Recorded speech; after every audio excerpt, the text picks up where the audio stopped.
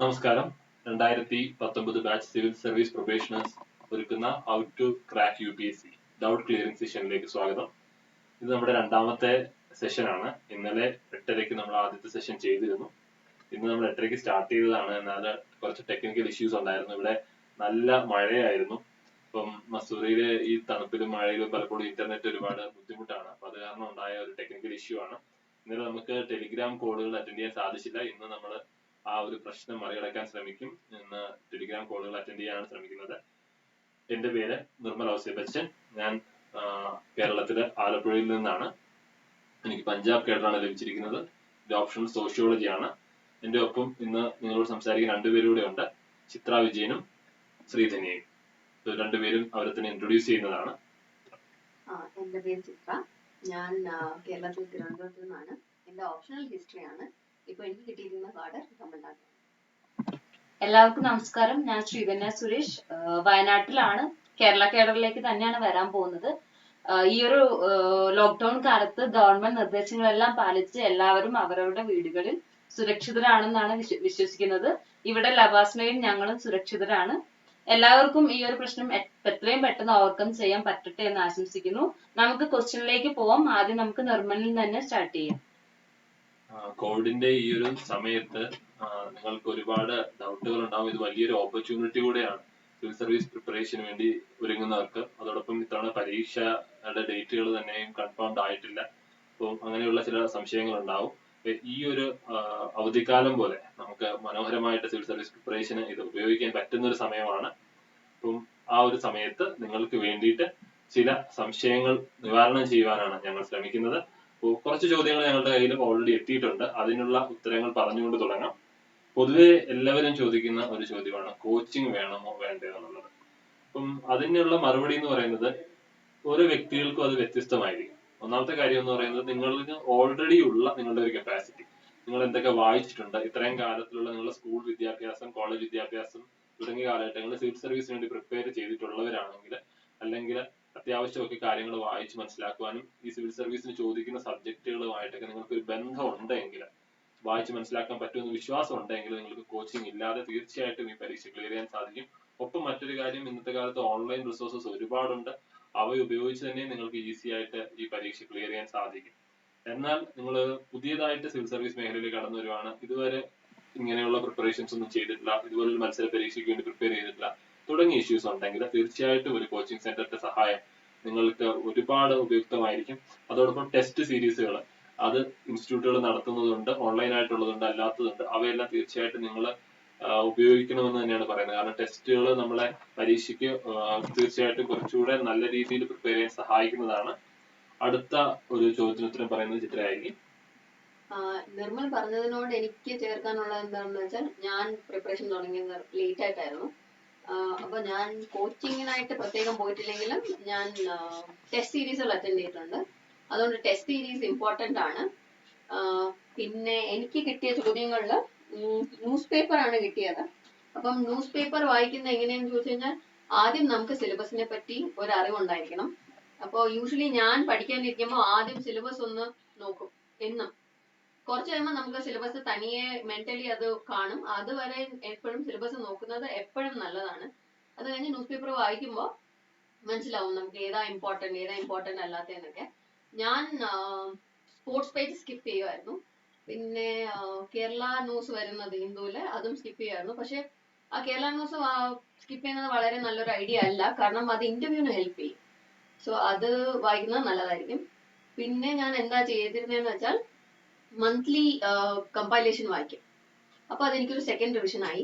പിന്നെ ഞാൻ PT 365 വരുമ്പോൾ അതും വായിക്കുമായിരുന്നു. അപ്പൊ അതൊരു തേർഡ് റിവിഷൻ പോലെ. അത് എക്സ്ട്രാ എഫേർട്ട് ഇടുന്നത് കുറയ്ക്കും. പിന്നെ ഒരു കോൺസ്റ്റന്റ് റിമൈൻഡർ കണക്കാണ്. ആ ഒരു മെത്തേഡ് ഫോളോ ചെയ്താൽ most of us can get the current affairs better. Okay, നമുക്ക് അടുത്ത ക്വസ്റ്റ്യനിലേക്ക് പോവാം. എല്ലാവർക്കും കോമൺ ആയിട്ട് ഉണ്ടാകുന്ന ഒരു സംശയമാണ് 1 year ലോങ് പ്രിപ്പറേഷൻ സ്ട്രാറ്റജി എങ്ങനെ തയ്യാറാക്കുക എന്നുള്ളത്. ശ്രദ്ധിച്ച് കേൾക്കുക. ജസ്റ്റ് ഇമാജിൻ ചെയ്യുക, നിങ്ങളുടെ നെക്സ്റ്റ് പ്രിലിംസ് വരുന്നത് ജൂണിലാണ്, അടുത്ത ജൂണിൽ. സോ നിങ്ങളുടെ ഈ മെയ് മുതൽ അടുത്ത ജൂൺ വരെയുള്ള പ്രിപ്പറേഷൻ സ്ട്രാറ്റജിയാണ് ഞാൻ പറയാൻ പോകുന്നത്.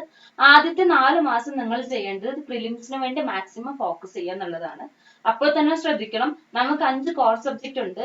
ഇക്കണോമിക്സ്, പൊളിറ്റി, ഹിസ്റ്ററി, ജോഗ്രഫി, എൻവയോൺമെന്റൽ സയൻസ് തുടങ്ങിയ 5 കോർ സബ്ജക്റ്റിന് ഏറ്റവും കൂടുതൽ മുൻതൂക്കം കൊടുത്തിട്ടുള്ള ഒരു പഠന രീതി ആയിരിക്കണം നിങ്ങൾ ഫോളോ ചെയ്യേണ്ടത്. അതിന്റെ ഒപ്പം തന്നെ കറണ്ട് അഫയേഴ്സും ഒന്നിച്ചു കൊണ്ടുപോകാൻ ശ്രമിക്കുക. പിന്നെ ഈ പ്രിലിംസ് പ്രിപ്പയർ ചെയ്യുന്ന സമയത്ത് മാക്സിമം മോക്ക് ടെസ്റ്റുകൾ അറ്റൻഡ് ചെയ്യാനും, അല്ലെങ്കിൽ എന്നും കൂട്ടുകാരെടുത്ത് ഒരു കമ്പൈൻഡ് സ്റ്റഡി ഗ്രൂപ്പ് ഉണ്ടാക്കി ക്വസ്റ്റ്യൻസ് ഡിസ്കസ് ചെയ്യുന്ന ഒരു പ്ലാറ്റ്ഫോം നിങ്ങൾ ക്രിയേറ്റ് ചെയ്യണം. ഈ 4 മാസത്തെ പ്രിലിംസ് പഠനത്തിന് ശേഷം നെക്സ്റ്റ് 4 മന്ത്സ് നിങ്ങൾ മെയിൻസ് പ്രിപ്പറേഷന് വേണ്ടി യൂസ് ചെയ്യണം. മെയിൻസ് പ്രിപ്പറേഷനിൽ ഞാൻ ചെയ്തത്, ഞാൻ ഒരു അക്കാഡമിനെ ഡിപ്പെൻഡ് ചെയ്തിട്ടുണ്ടായിരുന്നു മെയിൻസ് പ്രിപ്പറേഷന് വേണ്ടി. മാത്രമല്ല എനിക്ക് ഒരു സ്റ്റഡി പാർട്ട്ണർ ഉണ്ടായിരുന്നു. അപ്പൊ ഞങ്ങൾ ഒന്നിച്ചായിരുന്നു പഠിച്ചുകൊണ്ടിരുന്നത്. ഇപ്പൊ സ്റ്റഡി പാർട്ട്ണർ ഇല്ലാത്തവർക്ക് സ്വന്തമായിട്ട് പഠിക്കാനുള്ള സ്ട്രാറ്റജി ഞാൻ പറയാൻ പോവാണ്. വിഷന്റെ മെയിൻസ് ടെസ്റ്റ് സീരീസ് വരും, എല്ലാ വർഷവും വരും. ഞാനത് യൂസ് ചെയ്തിട്ടുണ്ട്. അത് നല്ലൊരു നമുക്ക് ഫോളോ ചെയ്യാൻ വളരെ ബുദ്ധിമുട്ടൊന്നും ഇല്ലാത്ത വളരെ സിമ്പിൾ ആയിട്ടുള്ള ടെസ്റ്റ് സീരീസ് ആയിട്ടാണ് എനിക്ക് തോന്നുന്നത്.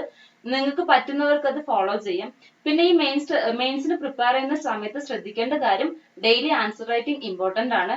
ഞാൻ ഓപ്ഷനിൽ നല്ല രീതിയിൽ ഓപ്ഷൻ ജിഎസ് തന്നെ ആൻസർ റൈറ്റിംഗ് ഡെയിലി പ്രാക്ടീസ് ചെയ്യുമായിരുന്നു. പിന്നെയുള്ളത് ഒരുപാട് ഇൻസ്റ്റിറ്റ്യൂട്ട് ഇറക്കുന്ന മെയിൻസിന്റെ മോക്ക് ടെസ്റ്റ് സീരീസ് അറ്റൻഡ് ചെയ്യാം. ഇത്രയും കാര്യങ്ങളാണ് ചെയ്യാനുള്ളത്. ഈ 4 മാസത്തെ മെയിൻ പ്രിപ്പറേഷനും കൂടി കഴിഞ്ഞ ശേഷം പിന്നെ കിട്ടുന്ന 4 മാസം നിങ്ങൾ കംപ്ലീറ്റ് ആയിട്ട് യൂസ് ചെയ്യേണ്ടത് റിവിഷൻ ആണ്. അതിൽ തന്നെ ചെയ്യേണ്ട കാര്യം, ഈ 4 മാസം റിവിഷനിൽ അത് നിങ്ങളുടെ കംഫർട്ട് ലെവൽ അനുസരിച്ച് പ്രിലിംസിന് ഫോക്കസ് ചെയ്യണോ മെയിൻസിന് ഫോക്കസ് ചെയ്യണോ തീരുമാനിക്കാം. പക്ഷെ പ്രിലിംസിന്റെ 1 മാസം മുമ്പ് പുതിയതായിട്ടൊന്നും നിങ്ങൾ പഠിക്കരുത്. നിങ്ങൾ ഓൾറെഡി പഠിച്ചത് റിവൈസ് ചെയ്യാനുള്ള അവസരമാണ് ഈ ലാസ്റ്റ് മന്ത്. മാക്സിമം മോക്ക് ടെസ്റ്റുകൾ അറ്റൻഡ് ചെയ്യുക. പ്രിയർ ഗ്രൂപ്പ് ഇന്ററാക്ഷൻ വഴി മാക്സിമം ക്വസ്റ്റ്യൻസ് നിങ്ങൾ പല ഇൻസ്റ്റിറ്റ്യൂട്ടും പല അക്കാഡമിയും ഇറക്കുന്ന മാക്സിമം ക്വസ്റ്റ്യൻസ് കളക്ട് ചെയ്യുക. ഒരുപാട് മോക്ക് ടെസ്റ്റുകൾ ചെയ്ത് ശീലിക്കുക. അപ്പം ലാസ്റ്റ് 1 മന്ത് റിവിഷന് വേണ്ടി മാത്രം ഫോക്കസ് ചെയ്യാം. അടുത്ത question, when to join mains test series and daily answer റൈറ്റിംഗിന്റെ ആവശ്യമുണ്ടെന്നാണ്. അപ്പൊ മെയിൻസ് ടെസ്റ്റ് സീരീസും ജോയിൻ ചെയ്യുന്നത് ഓൾറെഡി ഞാൻ പറഞ്ഞു കഴിഞ്ഞു. 4 മാസത്തെ പ്രിലിംസ് പഠനത്തിന് ശേഷം മെയിൻസ് പ്രിപ്പറേഷൻ ജോയിൻ ചെയ്ത് കഴിയുമ്പോൾ തന്നെ നിങ്ങൾ മെയിൻസ് ടെസ്റ്റ് സീരീസും കൂടി ചെയ്ത് പോകുന്നതാണ് ഏറ്റവും ഉത്തമമായിട്ടുള്ളത്. ഒരു തിങ്കൾ മുതൽ ശനി വരെ ക്ലാസ് അറ്റൻഡ് ചെയ്തിട്ട് ഞായറാഴ്ച ഒരു ദിവസം നിങ്ങൾ ഏതെങ്കിലും ഇൻസ്റ്റിറ്റ്യൂട്ടിന്റെ മെയിൻസ് ടെസ്റ്റ് സീരീസും ജോയിൻ ചെയ്തിട്ട് അതും ഒന്നിച്ച് കൊണ്ടുപോകണം. കൂടാതെ ഡെയിലി ആൻസർ റൈറ്റിംഗ് പ്രാക്ടീസ് വളരെ ഇമ്പോർട്ടന്റ് ആണ്, എസ്പെഷ്യലി ഓപ്ഷന്റെ കാര്യത്തിൽ. ഞാൻ ഓപ്ഷന് മലയാളമായിരുന്നു എന്റെ ഓപ്ഷനിൽ. ഒരു ദിവസം 7-8 ആൻസർ വീതം ടീച്ചർ എന്നെ കൊണ്ട് എഴുതിപ്പിക്കുമായിരുന്നു. കൃത്യമായി ഞാൻ അത് ഫോളോ ചെയ്തിട്ടുണ്ട്. മാത്രമല്ല GS ആയാലും ശരി, ഒരു 5-6 ആൻസർ എങ്കിലും ദിവസവും നിങ്ങൾ എഴുതി പ്രാക്ടീസ് ചെയ്യണം. അത് നിങ്ങളുടെ പോയിന്റ് ഡെവലപ്പ് ചെയ്യാൻ സഹായിക്കും. മാത്രമല്ല നിങ്ങൾക്ക് മെയിൻസ് 3 മണിക്കൂറിൽ നിങ്ങൾ ആ പേപ്പർ മുഴുവൻ എഴുതി കംപ്ലീറ്റ് ചെയ്യേണ്ടതുണ്ട്.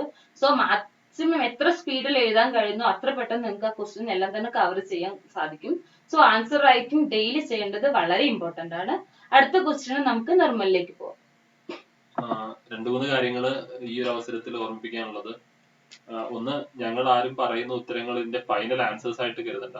കാരണം ഓരോരുത്തരുടെയും സ്ട്രാറ്റജി വ്യത്യസ്തമായിരിക്കും. നിങ്ങൾ ഓരോരുത്തർക്കും ഉതകുന്ന കാര്യങ്ങൾ മാത്രം എടുക്കുക. അല്ലാത്തത് നിങ്ങൾക്കിത് ഈ മെത്തേഡ് നിങ്ങൾക്ക് ശരിയാവില്ല എന്ന് തോന്നുവാണെങ്കിൽ അത് വിട്ട് കളയുക, ഒരു കുഴപ്പമില്ല. കാരണം ഓരോരുത്തരുടെയും സ്ട്രാറ്റജി തികച്ചും വ്യത്യസ്തമായിരിക്കും. പിന്നെ ചില ചോദ്യങ്ങളുടെ ഉത്തരങ്ങൾ ഇന്നലത്തെ പ്രോഗ്രാമിൽ, അത് ഈ യൂട്യൂബിൽ ലഭ്യമാണ്, അതിൽ കിടപ്പുണ്ട്, അത് കാണാൻ ശ്രമിക്കുക. പിന്നെ വളരെ ബേസിക് ആയിട്ടുള്ള കുറെ ക്വസ്റ്റ്യൻസ് വരുന്നുണ്ട്. എനിക്ക് തോന്നുന്നത് ചില കാര്യങ്ങൾ നിങ്ങൾക്ക് UPSCയുടെ നോട്ടിഫിക്കേഷനിൽ വളരെ വ്യക്തമായി കൊടുത്തിട്ടുള്ള ചില സിമ്പിൾ കാര്യങ്ങളുണ്ട്, അത് അവിടെ ഫോളോ ചെയ്യുന്നത് നല്ലതായിരിക്കും. ഞാൻ ചില ചോദ്യങ്ങൾക്ക് ഉത്തരം പറയാൻ ശ്രമിക്കുകയാണ്. ഒന്ന്, ഓൺലൈൻ പ്ലാറ്റ്ഫോമുകൾ, YouTube videos, online and offline, ഇത് എങ്ങനെയാണ് ഉപയോഗിക്കേണ്ടത്? ഇതിൽ ഏത് തരം പ്രിപ്പറേഷൻ സ്ട്രാറ്റജി ആയിരിക്കും നല്ലത്? അപ്പോ ഇന്നത്തെ കാലത്ത് നമുക്ക് ഓൺലൈനിൽ ഒരുപാട് റിസോഴ്സസ് ലഭ്യമാണ്. അപ്പൊ ഇത് പോസിറ്റീവായിട്ട് ഉപയോഗിക്കുക എന്നുള്ളതാണ്. ഈ മെറ്റീരിയൽസിന്റെ ഒരു ആധിക്യം കാരണം പല കാര്യങ്ങളും ഉപയോഗിച്ച് പല മെറ്റീരിയൽസിനെ റിലേ ചെയ്ത് അത് യൂസ്ഫുൾ അല്ലാത്ത രീതിയിലായിത്തീരുന്നത്. ഒരുപാട് മെറ്റീരിയൽസ് കയ്യിലുള്ളത് കാരണം അവസാനം ഏതാ പഠിക്കേണ്ടത് എന്നുള്ള സംശയത്തിലായിത്തീരുന്നത്. ഏത് നിങ്ങൾ തിരഞ്ഞെടുത്താലും, ഇപ്പൊ പ്രിലിംസിന്റെ ഒരു കറണ്ട് അഫയേഴ്സിന് വേണ്ടിയിട്ട് വിഷൻ തിരഞ്ഞെടുത്താലോ ഇൻസൈറ്റ് തിരഞ്ഞെടുത്താലോ ഏത് വെബ്സൈറ്റ് തിരഞ്ഞെടുത്താലും അത് റിപ്പീറ്റഡ് ആയിട്ട് വായിക്കുക, റീറീഡ് ചെയ്യുക. എന്നാൽ മാത്രമേ നമ്മൾ അവിടെ ചെല്ലുമ്പോൾ ഓർത്തിരിക്കുകയുള്ളൂ. നമ്മൾ ഏകദേശം ഒരു 12 മാസത്തെ കറണ്ട് അഫയേഴ്സ് ഒക്കെയാണ് ഒരു കൊല്ലത്തെ പ്രിപ്പറേഷനിൽ പ്രിപ്പയർ ചെയ്തിട്ട് പോകുന്നതെങ്കിൽ അത് തന്നെ 1000 മേലെ പേജുകൾ വരുന്നുണ്ട്. അപ്പൊ ഈ പ്രിപ്പയർ ചെയ്ത മെറ്റീരിയൽ നമ്മൾ ഓർത്തിരിക്കണമെങ്കിൽ നമ്മൾ റിവൈസ് ചെയ്യാനും റിവൈസ് ചെയ്യാനും തയ്യാറാവണം. അപ്പൊ കൺസിസ്റ്റന്റ് ആയിട്ട് അത് ചെയ്യുക എന്നുള്ളത് ഇമ്പോർട്ടന്റ് ആണ്. ഒപ്പം ഓൺലൈൻ സോഴ്സുകളിലെ മാത്രം ഡിപ്പെൻഡ് ചെയ്യാതിരിക്കുക. ചില ബേസിക് ബുക്കുകൾ തീർച്ചയായിട്ടും അത്യാവശ്യമാണ്. ആ ബുക്കുകളെ നമ്മൾ റിലൈസ് ചെയ്യണം. അപ്പം നമുക്ക് ക്ലാരിറ്റി കിട്ടാൻ വേണ്ടി ചില ഓൺലൈൻ വീഡിയോസ്, ഫോർ എക്സാമ്പിൾ എക്കണോമിക്സിന്റെ വീഡിയോസും ജോഗ്രഫിയുടെ വീഡിയോസും ഒക്കെ എന്നെ ഒരുപാട് ഹെൽപ്പ് ചെയ്തിട്ടുണ്ട്. അത്തരം വീഡിയോസിനെ റിലൈ ചെയ്യുന്നത് നല്ലതായിരിക്കും. അപ്പൊ ഞാൻ പറയുന്നത് 2 കാര്യമാണ്. ഒന്ന്, റിലൈ ചെയ്യുന്ന സോഴ്സുകളെ റിപ്പീറ്റഡ് ആയിട്ട് റിലൈ ചെയ്യുക. അല്ലാണ്ട് ഒരെണ്ണം കുറച്ച് ദിവസം വായിച്ചതിന് ശേഷം അടുത്തതിലേക്ക് പോവുക, അങ്ങനെ ജമ്പ് ചെയ്യരുത്. അത് നമ്മൾ റിപ്പീറ്റഡ് ആയിട്ട് ചെയ്യുമ്പോൾ മാത്രമേ നമുക്കത് ഓർത്തിരുന്ന പരീക്ഷയിൽ റീക്രിയേറ്റ് ചെയ്യാൻ വേണ്ടി പറ്റുള്ളൂ. 2, ഓഫ്ലൈൻ സോഴ്സസ് ചിലത് അത്യാവശ്യമുള്ളതാണ്, അവയെ വിട്ടുകളയാതെയും ഇരിക്കുക. അടുത്ത ഒരു ചോദ്യം എന്ന് പറയുന്നത് റിപ്പീറ്റഡ് ആയിട്ടുള്ള അറ്റംപ്റ്റുകളിൽ ഫെയിൽ ആകുമ്പോഴത്തേക്കും മെന്റൽ പ്രിപ്പറേഷൻ എങ്ങനെ ഉണ്ടാവണം എന്നുള്ളതാണ്. നമ്മൾ മനസ്സിലാക്കേണ്ടത് നമ്മൾ രാജ്യത്തെ ഏറ്റവും ടഫസ്റ്റ് ആയിട്ടുള്ള എക്സാമുകളിൽ ഒന്നാണ് വരുന്നത്. അതുകൊണ്ട് അതിൽ ഫെയിൽ ചെയ്യുന്നത് വലിയൊരു കാര്യമൊന്നുമല്ല. കാരണം സ്വാഭാവികമായിട്ടും നമ്മൾ പരാജയപ്പെട്ടു പോയേക്കാം. നമ്മൾ അത്രയും വലിയൊരു കോമ്പറ്റീഷനിലും പിന്നെ മാർക്കുകളുടെ അന്തരം എന്ന് പറയുന്നത് വളരെ ചെറുതാണ്. ചെറിയ ഒരു 4-5 മാർക്കുകളുടെ ഡിഫറൻസിൽ നമ്മുടെ റാങ്കുകൾ മാറി പറയാം, നമ്മുടെ ലിസ്റ്റിൽ നിന്ന് പുറത്തു പോകാം. അത്രയും കോമ്പറ്റീറ്റീവ് ആയിട്ടുള്ള എക്സാമിന് പ്രിപ്പയർ ചെയ്യുമ്പോഴത്തേക്കും നമ്മൾ ഫെയിൽ ചെയ്യാനുള്ള മാനസികമായിട്ട് പ്രിപ്പയർഡ് ആയിരിക്കും. ചിലപ്പോൾ 1, 2, 3, 4 അറ്റംപ്റ്റുകളിൽ നമ്മൾ ഫെയിൽ ചെയ്തതിന് ശേഷമായിരിക്കും. ഇപ്പൊ ഞാൻ എന്റെ 4th അറ്റംപ്റ്റിലാണ് ക്ലിയർ ചെയ്തത്. ഇതിന്റെ ഇടയിൽ ഒരു തവണ ഓപ്ഷണൽ ഞാൻ ചേഞ്ച് ചെയ്തു. എന്റെ മെഡിക്കൽ സയൻസ് ഓപ്ഷണൽ ഞാൻ സോഷ്യോളജിയിലേക്ക് ചേഞ്ച് ചെയ്തു. അപ്പോൾ ഈ സമയത്തൊക്കെ നിരാശപ്പെടാതിരിക്കണമെങ്കിൽ നമ്മൾ മനസ്സിലാക്കണം, ഈ ഒരു എക്സാമിന്റെ നേച്ചർ ഇങ്ങനെയാണ്. കൺട്രീസ് ബെസ്റ്റ് ബ്രെയിൻസ് ഇതിനു വേണ്ടി പ്രിപ്പയർ ചെയ്യുന്നുണ്ട്. നമ്മളെക്കാൾ ഒരുപാട് മിടുക്കന്മാർ പ്രിപ്പയർ ചെയ്യുന്നുണ്ട്. നമ്മുടെ മിടുക്കൊണ്ട് മാത്രമല്ല നമ്മൾ ക്ലിയർ ചെയ്യുന്നത്, അത് ആ മൊമെന്റിൽ നമുക്ക് കിട്ടുന്ന കുറച്ച് ലക്ക് ഫാക്ടേഴ്സും കൂടെ നമ്മളെ എഫക്ട് ചെയ്യുന്നുണ്ട്. അപ്പൊ അതുകൊണ്ട് തന്നെ മാനസികമായിട്ട് സ്ട്രോങ് ആയിട്ടിരിക്കുക. ജീവിതത്തിലെ ഏറ്റവും വലിയ കാര്യം സിവിൽ സർവീസ് അല്ല, അതിന്റെ അപ്പുറത്തേക്ക് ലൈഫ് ഒരുപാട് കിടപ്പുണ്ട്. അപ്പോൾ ഇത് പിന്നെ ഈ പരീക്ഷയിൽ പരാജയപ്പെട്ടാലും വിജയിച്ചാലും ഒരു വലിയ ലാഭമുണ്ട്. നിങ്ങളുടെ അറിവിന്റെ തലത്തിലും നിങ്ങളുടെ ലോകത്തിനെ കുറിച്ചുള്ള കാഴ്ചപ്പാടിന്റെ തലത്തിലും ഒക്കെ വലിയ വ്യത്യാസങ്ങൾ കൊണ്ടുവരുവാനും നമുക്ക് വിശാലമായ അറിവിന്റെ ഒരു ലോകം തുറന്നു തരുവാനും സിവിൽ സർവീസ് എക്സാമിന് സാധിക്കും. അപ്പൊ ആ ഒരു പ്രത്യാശയോടുകൂടെ പ്രിപ്പയർ ചെയ്യാം.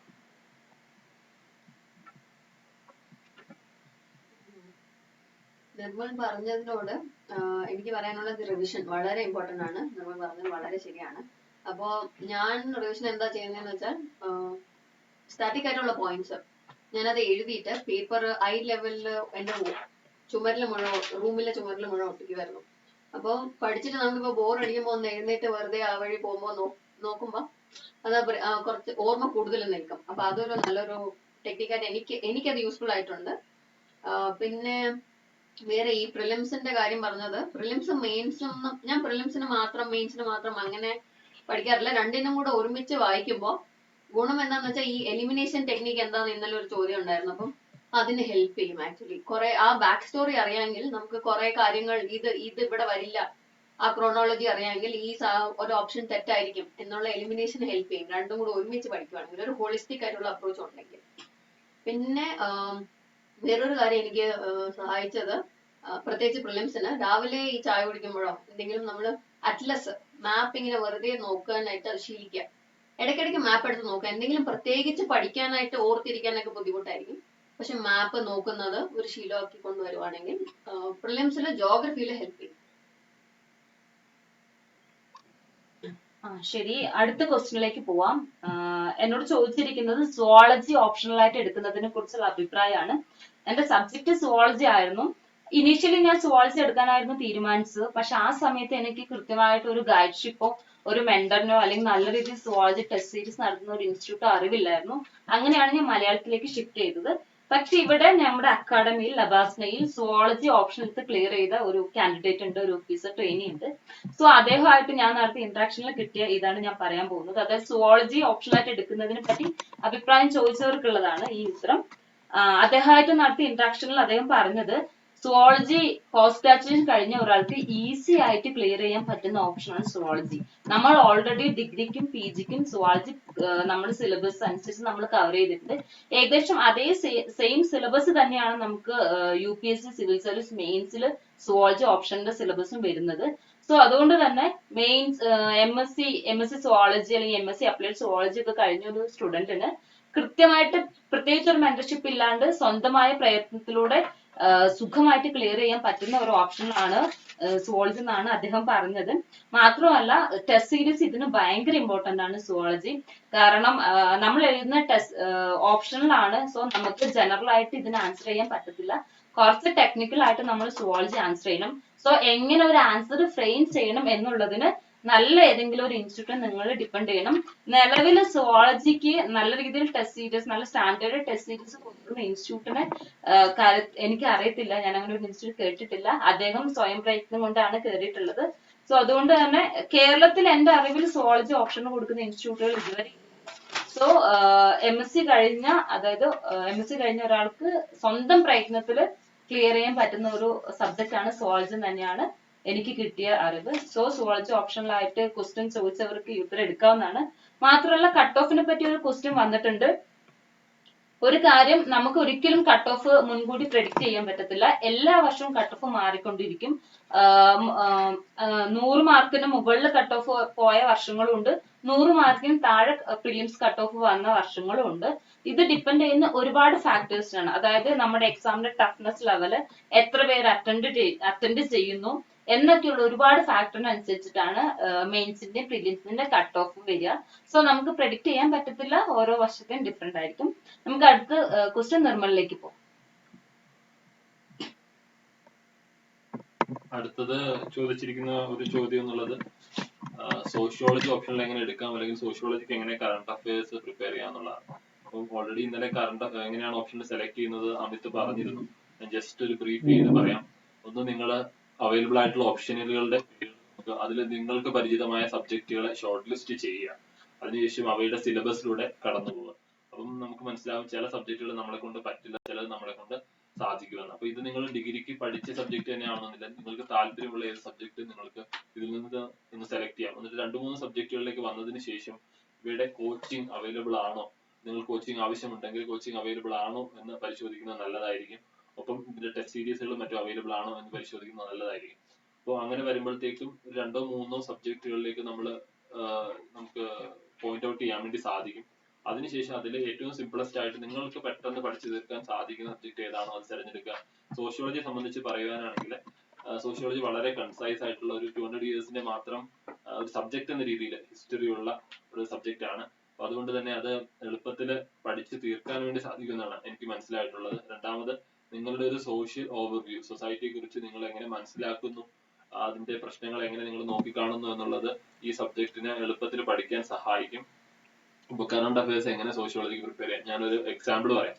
ഇപ്പൊ നമ്മൾ കോവിഡ് കാലഘട്ടത്തിലാണ്, നമ്മൾ പലരും ലോക്ക്ഡൌണിലാണ് ഇരിക്കുന്നത്.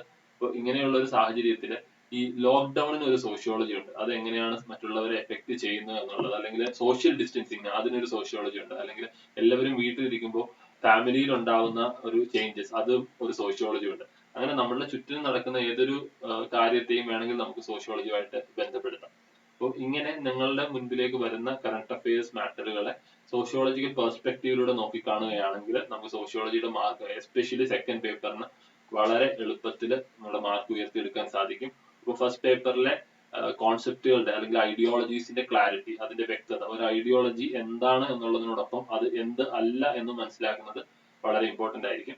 ഇത് നിങ്ങളെ സോഷ്യോളജിക്ക് നല്ല സ്കോർ നേടുവാൻ സാധിക്കും. സോഷ്യോളജി വർഷങ്ങളായിട്ട് ഒരുപാട് പേരെ സിവിൽ സർവീസ് ക്ലിയർ ചെയ്യാൻ സഹായിക്കുന്ന ഒരു സിമ്പിൾ സബ്ജക്റ്റ് ആണ്. അത് നിങ്ങളെ ഹെൽപ്പ് ചെയ്യുന്നതാണ് ഞാൻ കരുതുന്നത്. എന്റെ ക്വസ്റ്റ്യൻ യോജന കുരുക്ഷേത്ര ഇമ്പോർട്ടന്റ് ആണോ എന്ന്. അപ്പൊ യോജനയും കുരുക്ഷേത്രയും ഇമ്പോർട്ടന്റ് ആണ് ഫ്രം ദ സെൻസ് ദാറ്റ് അതൊരു ഐഡിയ തരും.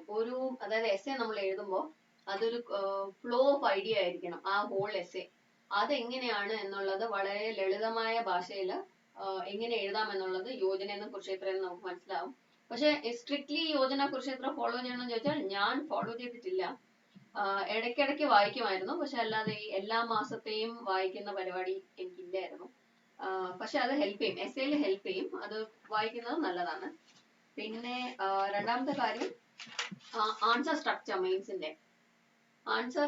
മെയിൻസിന്റെ നമ്മൾ ടോപ്പേഴ്സിന്റെ ആൻസർ പലതും ഓൺലൈൻ അവൈലബിൾ ആണ്. അത് നോക്കുമ്പോൾ തന്നെ നമുക്കറിയാം വെൽ സ്ട്രക്ചേർഡ് ആണ്. പിന്നെ അവർ മിക്കവാറുള്ള സ്ഥലത്തും ഡയഗ്രാംസ് യൂസ് ചെയ്ത്, അതായത് ചെറിയ സ്പേസ്, കാരണം നമുക്ക് കിട്ടുന്ന സ്പേസ് വളരെ കുറവാണ് മെയിൻസിന്. സോ ആ സ്പേസിൽ മാക്സിമം ഇൻഫർമേഷൻ, അല്ലെങ്കിൽ മാക്സിമം എന്നുള്ള കാട്ടിയും റെലവെന്റ് ഇൻഫർമേഷൻ കൊടുക്കണമെങ്കിൽ ഡയഗ്രാംസ് വളരെയധികം ഹെൽപ്പ് ചെയ്യും. അതൊരു പോയിന്റ് ആണ്. പിന്നെ ടു ദ പോയിന്റ് ആയിരിക്കണം എല്ലാ ആൻസേഴ്സും. കാരണം ഞാൻ പറഞ്ഞ സ്പേസ് കൺസ്ട്രെയിൻ ഉണ്ട്. നമുക്ക് 2 പേജ് ഒരു 2 സൈഡ് ആയിരിക്കും കിട്ടുന്നത് ഒരു ക്വസ്റ്റ്യൻ. ശ്രീധന്യ യോജന കുരുക്ഷേത്രം യൂസ് ചെയ്യുന്നതിൽ എനിക്ക് കുറച്ച് കാര്യങ്ങൾ പറയാനുണ്ട്. കാരണം ഞാൻ കൃത്യമായിട്ട് യോജന കുരുക്ഷേത്രം എല്ലാ മന്ത് ഫോളോ ചെയ്ത ഒരാളാണ്. എസ്ഐക്ക് അതെന്നെ ഒരുപാട് ഹെൽപ്പ് ചെയ്തിട്ടുണ്ട്.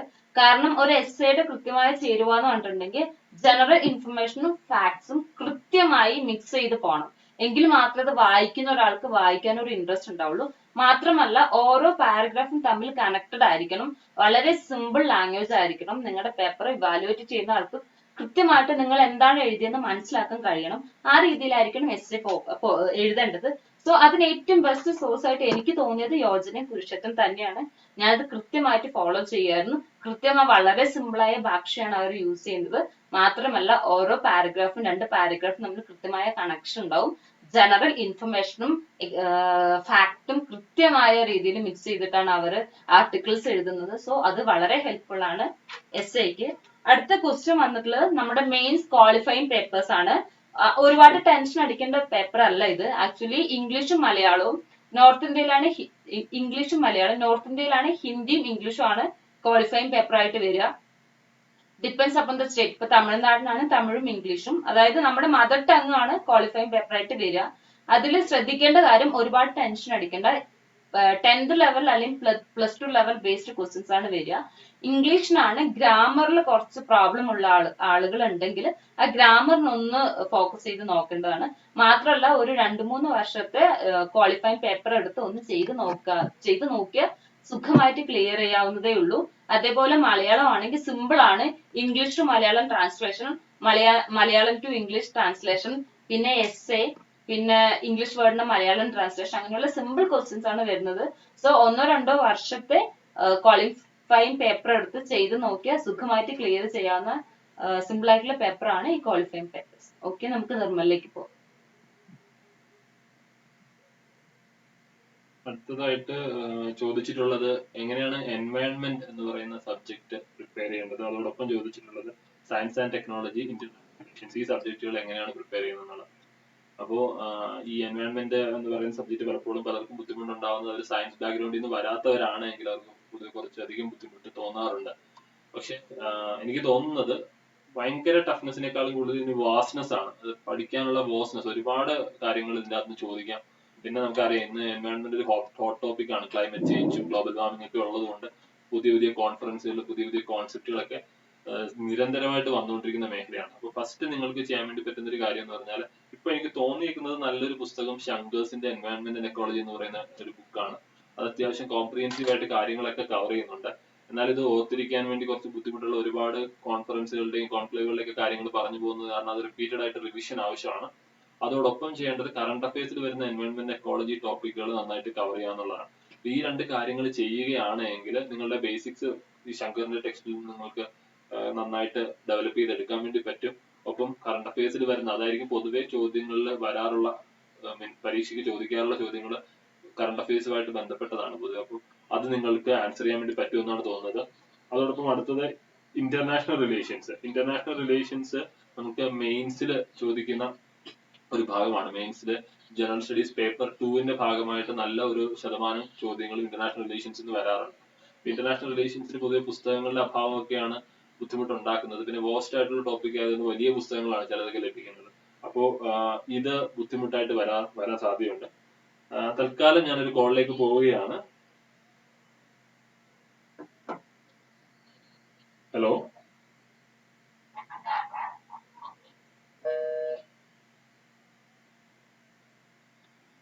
സോറി, കോള് കട്ടായി. ഇവിടുത്തെ നെറ്റിന്റെ ഒരു ബുദ്ധിമുട്ടാണത്. അപ്പൊ നിങ്ങൾ ഇതൊന്ന് അഡ്ജസ്റ്റ് ചെയ്യുക. ഞാൻ എന്തായാലും എന്റെ ആൻസർ തുടരാം. International relations. അപ്പൊ ഇന്റർനാഷണൽ റിലേഷൻസിൽ ഇന്ത്യയുടെ, നമുക്കറിയാം ഇന്ത്യക്ക് വിദേശ രാജ്യങ്ങളുമായുള്ള ബന്ധങ്ങളാണ് പ്രധാനമായിട്ടും ചോദിക്കുന്നത്. അപ്പം ഇതില് സാധാരണഗതിയിൽ പറയുന്ന ഒരു 4Cs ഫോർമുല എന്ന് പറയുന്ന ഒരു കാര്യമുണ്ട്.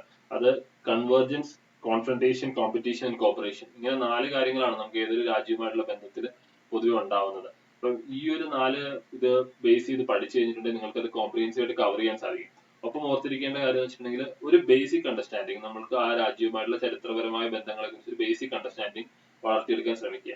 ഇതിന് ഏറ്റവും ചെറിയ മെറ്റീരിയൽസ്, പൊതുവെ വിഷൻ ഐഎസിന്റെയും മറ്റുമൊക്കെ ഒരു സ്മോൾ ലൈക്ക് ഒരു ബുക്ക്ലെറ്റ് പോലെയുള്ള മെറ്റീരിയൽ കിട്ടും. ഇന്റർനാഷണൽ റിലേഷൻസിന്റെ അടിസ്ഥാനം നിങ്ങൾക്ക് മനസ്സിലാക്കിയെടുക്കുക. എന്നാൽ ഈ അടിസ്ഥാനത്തെ കുറിച്ച് ആയിരിക്കത്തില്ല പരീക്ഷയ്ക്ക് ചോദിക്കുന്നത്. ഇത് നിങ്ങൾക്ക് ഓവർവ്യൂ തരും. എന്തായിരിക്കും പരീക്ഷയ്ക്ക് ചോദിക്കുന്നത് എന്ന് പറഞ്ഞാൽ ആ ഒരു 1-2 കൊല്ലത്തിനിടയിൽ നടന്ന ഇന്റർനാഷണൽ റിലേഷൻസുമായിട്ട് ബന്ധപ്പെട്ട കാര്യങ്ങൾ അടിസ്ഥാനപ്പെടുത്തിയിട്ടായിരിക്കും പൊതുവെ ചോദ്യങ്ങൾ വരുന്നത്. അപ്പോൾ അത് നിങ്ങൾ മനസ്സിലാക്കുക. അപ്പൊ ഇതിന് പലപ്പോഴും എനിക്ക് ഈ IAS ബാബ പോലെയുള്ള സൈറ്റുകളിൽ മൈൻഡ് മാപ്സ് പോലെയുള്ള കാര്യങ്ങൾ കണ്ടിട്ടുണ്ട്. അത് വളരെ ഹെൽപ്ഫുൾ ആയിട്ട് തോന്നി. ഇപ്പൊ നേരത്തെ വന്ന കോള് വീണ്ടും വരുന്നുണ്ട്, ഞാൻ അറ്റൻഡ് ചെയ്യാൻ ശ്രമിക്കുവാണ്. ഹലോ ഹലോ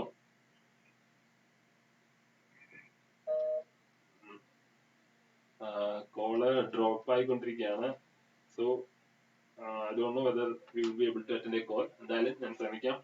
ഇനി കോൾ ചെയ്യുന്ന ആൾക്ക് ടെലിഗ്രാമിൽ മെസ്സേജ് അയച്ചാൽ തീർച്ചയായിട്ടും ഞാൻ ആ ചോദ്യത്തിന് ഉത്തരം പറയുന്നതായിരിക്കും. ഇപ്പം IR-നെ കുറിച്ച് അതാണ് ചെയ്യേണ്ടത്. നിങ്ങളുടെ കറണ്ട് അഫയേഴ്സിൽ വരുന്ന IR-വുമായിട്ട് ബന്ധപ്പെട്ട കാര്യങ്ങൾക്ക് ആൻസർ ചെയ്യാൻ വേണ്ടി പഠിക്കുവാൻ ശ്രമിക്കുക. അത് നിങ്ങളെ തീർച്ചയായിട്ടും സഹായിക്കും.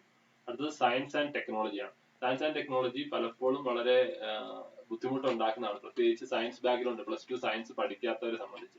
+2 സയൻസ് പഠിച്ചവർക്ക് ഒരു പ്രശ്നമുണ്ട്, അവര് ഓവർ കോൺഫിഡന്റ് ആയിട്ട് പലപ്പോഴും സയൻസിന്റെ ആൻസേഴ്സ് തെറ്റിക്കാറുണ്ട്. അപ്പം സയൻസിനെ സംബന്ധിച്ച് ബേസിക് സയൻസസിനേക്കാളും കൂടുതൽ പൊതുവെ ചോദ്യങ്ങൾ ചോദിക്കുന്നത് അടുത്ത കാലത്ത് ഉണ്ടായേക്കുന്ന കാര്യങ്ങളെ സംബന്ധിച്ചും അഡ്വാൻസ്ഡ് സയൻസസിനെ സംബന്ധിച്ചുമാണ്.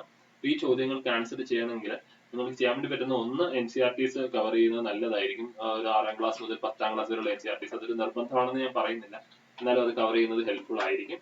അതിനുശേഷം വരുമ്പോഴത്തേക്കും നമ്മളുടെ ഈ പറയുന്ന വിഷന്റെയും മറ്റു മെറ്റീരിയലുകളുണ്ട്, ഇൻസൈറ്റിന്റെ മെറ്റീരിയലുകളുണ്ട്.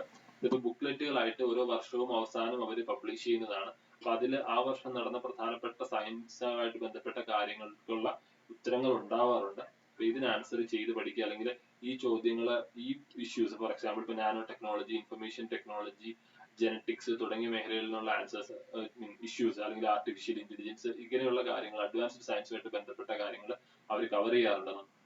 അപ്പൊ ഇത് പഠിച്ചിട്ട് പോവുകയാണെങ്കിൽ പൊതുവെ സിമ്പിൾ ബേസിക് കാര്യങ്ങൾ അണ്ടർസ്റ്റാൻഡ് ചെയ്യുക. ഓരോ ടെക്നോളജിയുടെ അടിസ്ഥാനം മനസ്സിലാക്കിയിരിക്കുക. അത് ആൻസർ ചെയ്യാൻ ഒരുപാട് ഹെൽപ്ഫുൾ ആയിരിക്കും.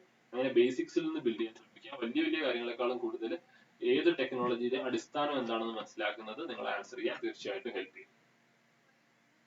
എനിക്ക് കിട്ടിയിരിക്കുന്ന ക്വസ്റ്റ്യൻ ഹിസ്റ്ററി ഓപ്ഷണലിനെ പറ്റിയാണ്. അപ്പൊ ഹിസ്റ്ററി ഓപ്ഷണലില് പേപ്പർ 1 എന്ന് പറയുന്നത് മേജർലി ഏൻഷ്യന്റ് ഇന്ത്യയുടെ ആണ് ഇരിക്കുന്നത്. അപ്പം ഏൻഷ്യന്റ് ഇന്ത്യയിലെ ഫസ്റ്റ് വരുന്ന ക്വസ്റ്റ്യൻസ് തന്നെ നമുക്ക് മാപ്പിന്റെയാണ്. അപ്പൊ മാപ്പ് ആദ്യം കറക്റ്റ് ചെയ്യുമ്പോൾ മാപ്പ് കുറച്ച് അറിയാമെന്ന് ഉണ്ടെങ്കിൽ നമ്മൾ ആ ഒരു ഫസ്റ്റ് ക്വസ്റ്റ്യന് മാർക്ക് കിട്ടുമ്പോൾ ആ ഒരു ബാക്കിയുള്ള പേപ്പറിനുള്ള മാർക്കും അതിന്റെ കുറച്ച് അതിനുമായിട്ട് റിലേറ്റഡ് ആണ്. അതായത് ഇപ്പം ഫസ്റ്റ് നമ്മൾ കറക്റ്റ് ചെയ്യുന്ന ആളെ നമുക്കൊന്ന് ചെറുതായിട്ട് ഇൻഫ്ലുവൻസ് ചെയ്യാൻ പറ്റും. സോ ഈ മാപ്പിന് ഞാൻ എന്താ ചെയ്തതെന്ന് വെച്ചാൽ ഉപീന്ദർ സിംഗ് എന്ന് പറഞ്ഞ ബുക്കുണ്ട് ഏൻഷ്യന്റ് ഇന്ത്യയുടെ. അപ്പൊ അതില് ആർക്കിയോളജി സെക്ഷൻ കുറെ ഉണ്ട്. അത് നമുക്ക് സത്യം പറഞ്ഞാൽ ആവശ്യമില്ല, അതായത് ആൻസർ ആയിട്ട് എഴുതാനായിട്ട് പറ്റത്തില്ല. അപ്പൊ യൂഷ്വലി മിക്കവാറുള്ളവർ അത് സ്കിപ്പ് ചെയ്തോളൂ. പക്ഷെ അതിനകത്ത് വരുന്ന ഓരോ സൈറ്റിന്റെ പേര് അത് എഴുതിയെടുത്തിട്ട് ഒരു ദിവസം 5ഓ 4ഓ വെച്ചിട്ട് ഗൂഗിൾ മാപ്പിൽ പോയി ആ സ്ഥലത്തിന്റെ സ്ഥലം എവിടെയാണെന്ന് കണ്ടുപിടിച്ചിട്ട് നമ്മളത് മാർക്ക് ചെയ്യണം നമ്മുടെ തന്നെ മാപ്പില്. അപ്പോ ആദ്യത്തെ കാര്യം ചിലപ്പോ ഈ സൈറ്റിന്റെ ഒക്കെ പേര് പഴയ പേരായിരിക്കും, ഇപ്പോഴത്തെ പേര് വേറെ ആയിരിക്കും. അത് നമ്മൾ ഈ ശോധ് ഗംഗയില് പല PhD സ്റ്റുഡൻസ് ചെയ്ത റിപ്പോർട്ടിൽ നിന്ന് നമുക്ക് ഇപ്പോഴത്തെ പുതിയ പേരെന്താണെന്നോ അല്ലെങ്കിൽ ഈ ഡിസ്ട്രിക്റ്റിൽ നിന്ന് 50 കിലോമീറ്റർ മാറിയിട്ടാണ് ഈ സൈറ്റ് എന്നോ എന്തെങ്കിലും കിട്ടും ഇൻഫർമേഷൻ. സോ ആ ഇൻഫർമേഷൻ വെച്ച് ഗൂഗിൾ മാപ്പ് യൂസ് ചെയ്ത് നമ്മളത് മാർക്ക് ചെയ്യണം. പിന്നെ ടുവേർഡ്സ് പ്രിലിംസ് ഒക്കെ കഴിഞ്ഞതിന് ശേഷം നമ്മൾ കഴിയുന്ന സമയം വെച്ചിട്ട് നമ്മൾ ഈ മാപ്പ് റെഡി ആയിരിക്കണം നമ്മുടെ കയ്യില്. ഈ മാപ്പ് പിന്നെ നമ്മൾ കോൺസ്റ്റന്റ് ആയിട്ട് റിവൈസ് ചെയ്യണം. ഞാൻ പറഞ്ഞില്ലേ, നമ്മൾ പ്രിലിംസിന് മുമ്പേ അറ്റ്ലസ് നോക്കുന്ന പോലെ എന്ന് രാവിലെ കുറച്ചു നേരം ഈ മാപ്പ് നോക്കിക്കഴിഞ്ഞാൽ ഈ ഏൻഷ്യന്റ് ഇന്ത്യയിൽ പേപ്പർ 1 ഹിസ്റ്ററിയിൽ നല്ലൊരു മാറ്റം വരുത്താൻ പറ്റണം.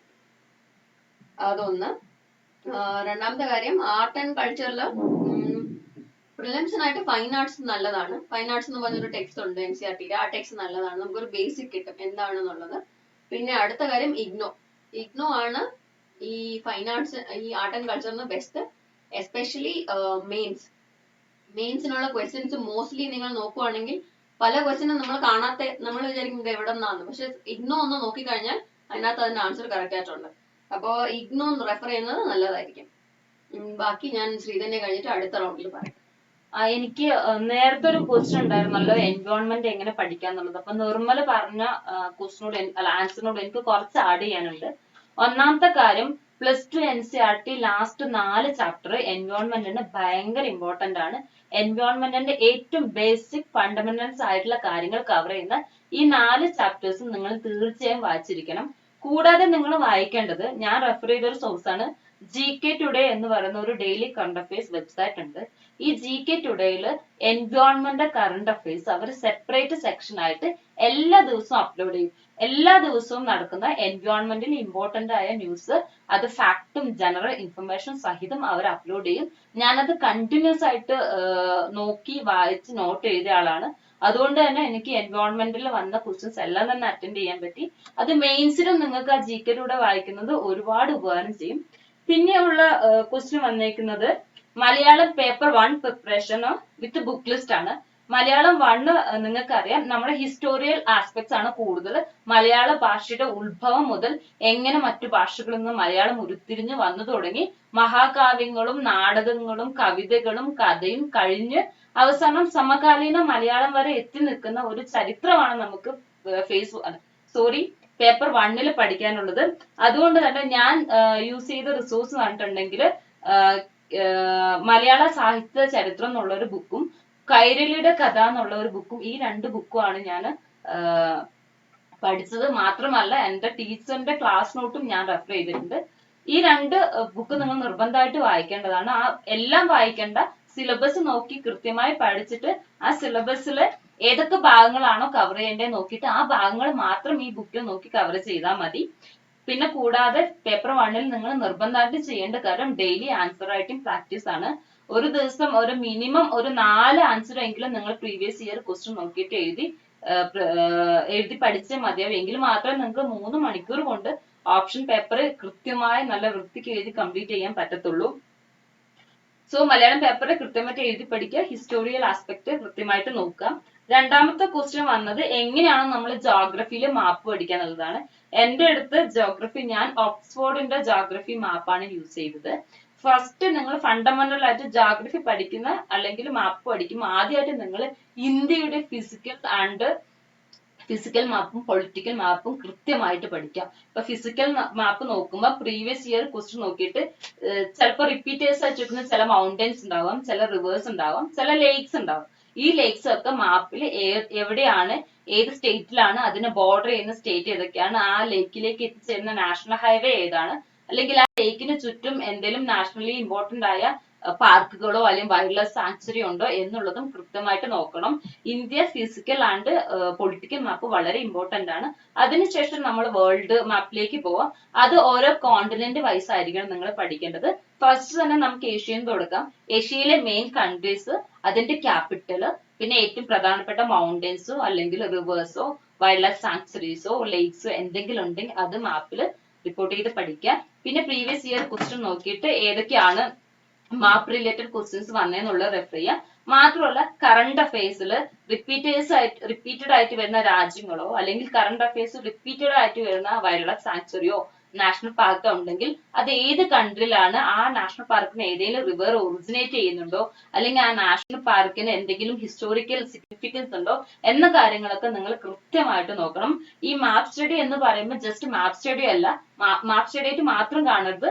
അത് കറണ്ട് അഫയേഴ്സിലേക്ക് ലിങ്ക് ചെയ്ത് അതെങ്ങനെ നിങ്ങളുടെ UPSC മെയിൻസ് ആൻസർ റൈറ്റിംഗിലോ അല്ലെങ്കിൽ ഇന്റർവ്യൂ പ്രിപ്പറേഷനിലേക്കും യൂസ് ചെയ്യാം എന്ന് കണക്ട് ചെയ്ത് വേണം നിങ്ങളത് പഠിക്കേണ്ടത്. ഓക്കെ, നമുക്ക് നിർമ്മലിലേക്ക് പോവാം. നമ്മളെ പലതവണ വിളിച്ച വ്യക്തിയാണ് മിഥുൻ, പക്ഷെ അദ്ദേഹത്തിന്റെ കോള് നമുക്ക് കണക്ട് ചെയ്യാൻ സാധിച്ചില്ല. അപ്പൊ അദ്ദേഹം എനിക്ക് ടെലിഗ്രാമിൽ അയച്ചു തന്ന ചോദ്യത്തിനുള്ള ഉത്തരം പറയാൻ ശ്രമിക്കുകയാണ്. സിവിൽ സർവീസ് പരീക്ഷ മലയാളത്തിൽ എഴുതിയാൽ മാർക്ക് വല്ലതും കുറയുമോ എന്നാണ് ചോദിച്ചിരിക്കുന്നത്. അങ്ങനെ ഒരു പ്രശ്നമില്ല. സത്യത്തില് നോർത്ത് ഇന്ത്യയിലൊക്കെ ഒരുപാട് പേര് ഹിന്ദിയിലാണ് പരീക്ഷ എഴുതുന്നത്. നമ്മുടെ നാട്ടിൽ ആ ഒരു രീതി വന്നു തുടങ്ങുന്നതേ ഉള്ളൂ. അപ്പൊ നിങ്ങളുടെ ഇംഗ്ലീഷ് ബുദ്ധിമുട്ടാണ് എന്ന് നിങ്ങൾക്ക് തോന്നുവാണെങ്കിൽ, ഇംഗ്ലീഷിൽ പരീക്ഷ എഴുതാൻ വളരെ ബുദ്ധിമുട്ടാണ് എന്ന് തോന്നുവാണെങ്കിൽ തീർച്ചയായിട്ടും നിങ്ങൾക്ക് മലയാളത്തിൽ പരീക്ഷ എഴുതുവാൻ സാധിക്കും. മലയാളത്തിൽ പരീക്ഷ എഴുതാൻ സഹായകമാവുന്ന ചില ടെലിഗ്രാം ചാനലുകളുണ്ട്. അതിന്റെ ലിങ്കുകൾ നമ്മൾ ഇന്ന് ചാറ്റില് അല്ലെങ്കിൽ കമന്റില്, യൂട്യൂബിന്റെ കമന്റില് ആഡ് ചെയ്യുന്നതാണ്. അത് നിങ്ങളെ ഹെൽപ്പ് ചെയ്യുന്നതായിരിക്കും. അപ്പം മലയാളത്തിൽ പരീക്ഷ എഴുതണമെന്നുണ്ടെങ്കിൽ അതിന് സഹായകമായ സോഴ്സുകളുണ്ട്. അത് തീർച്ചയായിട്ടും ഒരു പ്രശ്നവുമില്ല, അതിന് മാർക്കൊന്നും ഒരിക്കലും കുറയത്തില്ല. അങ്ങനെയുള്ള യാതൊരുവിധ ഭയവും നിങ്ങൾക്ക് വേണ്ട. അതോടൊപ്പം ചോദിച്ചിരിക്കുന്ന മറ്റൊരു ചോദ്യം ഇതാണ്, last month strategy for prelims. Last month strategy for prelims എന്ന് പറയുമ്പോൾ നിങ്ങൾക്ക് അറിയാം, ഒരുപക്ഷെ ഈ വർഷം പരീക്ഷ എഴുതാൻ വേണ്ടി പോകുന്നവരായിരിക്കും. ഒരു കോൾ വരുന്നുണ്ട്, ഞാൻ ഒന്ന് അറ്റൻഡ് ചെയ്യാൻ ശ്രമിക്കാം.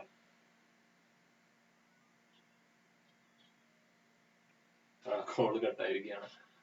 എന്നാലും നമുക്ക് കണ്ടിന്യൂ ചെയ്യാം. ഞാൻ നേരത്തെ പറഞ്ഞുകൊണ്ടിരുന്ന ചോദ്യത്തിന് ഉത്തരവുമായിട്ട് last month strategy for prelims എന്തുവാണ്. അപ്പോൾ ലാസ്റ്റ് മന്ത് സ്ട്രാറ്റജി എന്ന് പറയുമ്പോൾ ഒരു കാര്യം നമ്മൾ ഓർത്തിരിക്കേണ്ടതെന്ന് വെച്ചാൽ, ഒരു കാര്യത്തിന് മുമ്പുള്ള 21 days ആ സമയത്ത് വായിച്ചിരിക്കുന്ന കാര്യങ്ങൾ നമ്മൾ തീർച്ചയായിട്ടും ഓർത്തിരിക്കുക എന്നുള്ളതാണ് ബ്രെയിനിന്റെ ഒരു സ്വഭാവം. അപ്പോൾ ഈ 21 ദിവസം മുമ്പ് നമ്മൾ സ്റ്റാർട്ട് ചെയ്ത്, അതായത് പരീക്ഷയ്ക്ക് 3 ആഴ്ച മുമ്പ് തൊട്ട് നമ്മൾ ഇതുവരെ പഠിച്ച എല്ലാ പുസ്തകങ്ങളും, അതായത് നമ്മൾ ഇതിനുവേണ്ടി പ്രിപ്പയർ ചെയ്യാൻ എടുത്ത എല്ലാ പുസ്തകങ്ങളും സോഴ്സസും ഒന്ന് കടന്നു പോകുന്നത് തീർച്ചയായിട്ടും വളരെ ഹെൽപ്ഫുൾ ആയിരിക്കും. കാരണം നമ്മുടെ മെമ്മറിയിൽ അത് ഫ്രഷ് ആയിട്ട് നിൽക്കാൻ സഹായിക്കും. ഞാൻ സാധാരണ ചെയ്യാറുള്ളത് വായിച്ച എല്ലാ പുസ്തകങ്ങളുടെ ഒന്ന് റൺ ചെയ്യാൻ ശ്രമിക്കും. എല്ലാം ഒരു തവണയെങ്കിലും കണ്ടിട്ട് പരീക്ഷകളിലേക്ക് പോകാൻ ശ്രമിക്കും. അപ്പോൾ ഒരു ഹിന്റ് എങ്കിലും പരീക്ഷയ്ക്ക് ചെല്ലുമ്പോൾ ലഭിക്കാനുള്ള സാധ്യത വളരെ കൂടുതലാണ്. അപ്പോൾ നിങ്ങൾ ലാസ്റ്റ് കുറച്ച് ദിവസത്തേക്ക് വേണ്ടിയിട്ട്, ഒരു 21 daysന് വേണ്ടിയിട്ട് ഒരു ടൈം ടേബിൾ പ്രിപ്പയർ ചെയ്യുക.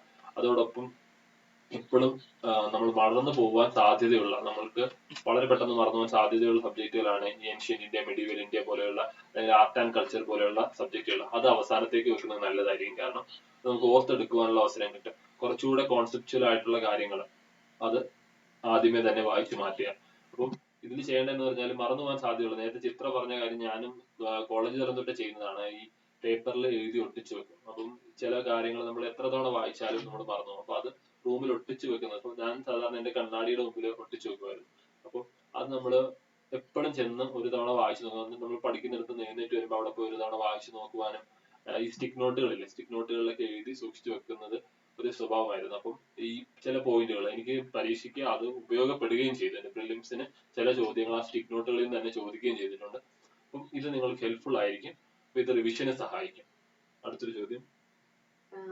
നിർമ്മൽ പറഞ്ഞ കണക്ക് ഈ പേപ്പർ നോട്ട്സ് ഉണ്ടാക്കിയിട്ട് വാളിൽ ഒട്ടിക്കുന്നത്, പിന്നെ ഈ സ്റ്റിക്കി നോട്ട്സ്, ഇത് രണ്ടും ഞാൻ ചെയ്യാറുണ്ട്. വേറൊരു കാര്യം ഞാൻ ചെയ്തുകൊണ്ടിരുന്നത്, ആദ്യമായി എനിക്ക് ഈ നോട്ട്സ് രണ്ടാമത് എഴുതി എടുക്കാനായിട്ട് സമയം വെറുതെ പോകുന്നുണ്ട്. അത് പലർക്കും പലതായിരിക്കാം. അപ്പൊ എനിക്ക് വേണ്ടി ചെയ്തത്, ഞാൻ ആദ്യം വായിക്കുമ്പോൾ പെൻസിൽ വെച്ച് അണ്ടർലൈൻ ചെയ്യും.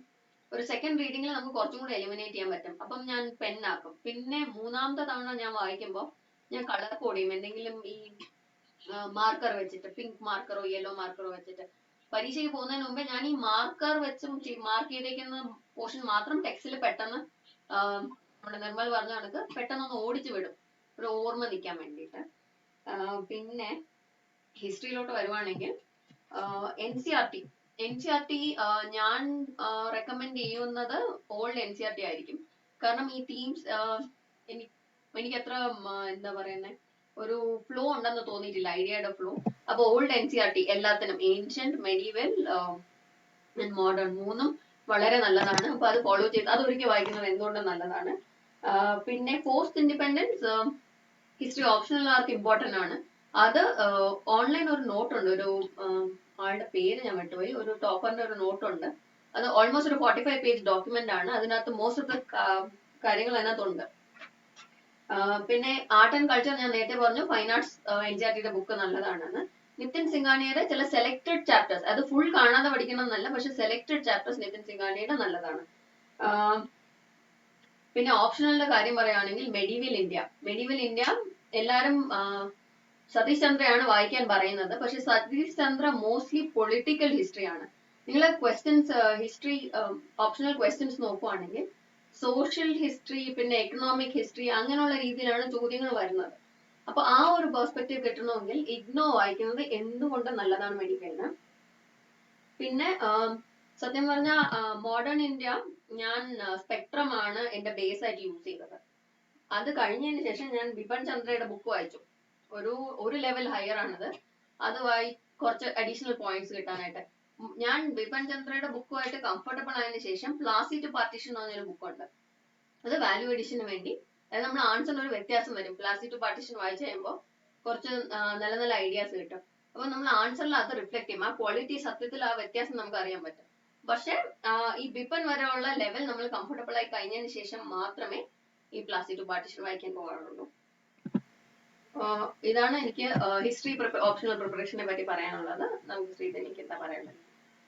ശരി, കുറെ ക്വസ്റ്റ്യൻസ് കൂടി വന്നിട്ടുണ്ട്. ഒരു ക്വസ്റ്റ്യൻ, എങ്ങനെ നമുക്ക് how to balance job and preparation?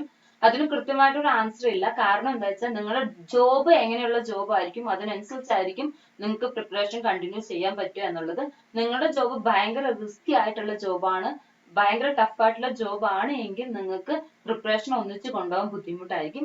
അങ്ങനെയുള്ള അവസരത്തില് UPSC ആണ് നിങ്ങളുടെ മെയിൻ എയിം എങ്കിൽ നിങ്ങൾ ജോബ് സ്കിപ്പ് ചെയ്യുന്നതായിരിക്കും നല്ലത്. വേറൊരു കാര്യം കൂടിയുണ്ട്.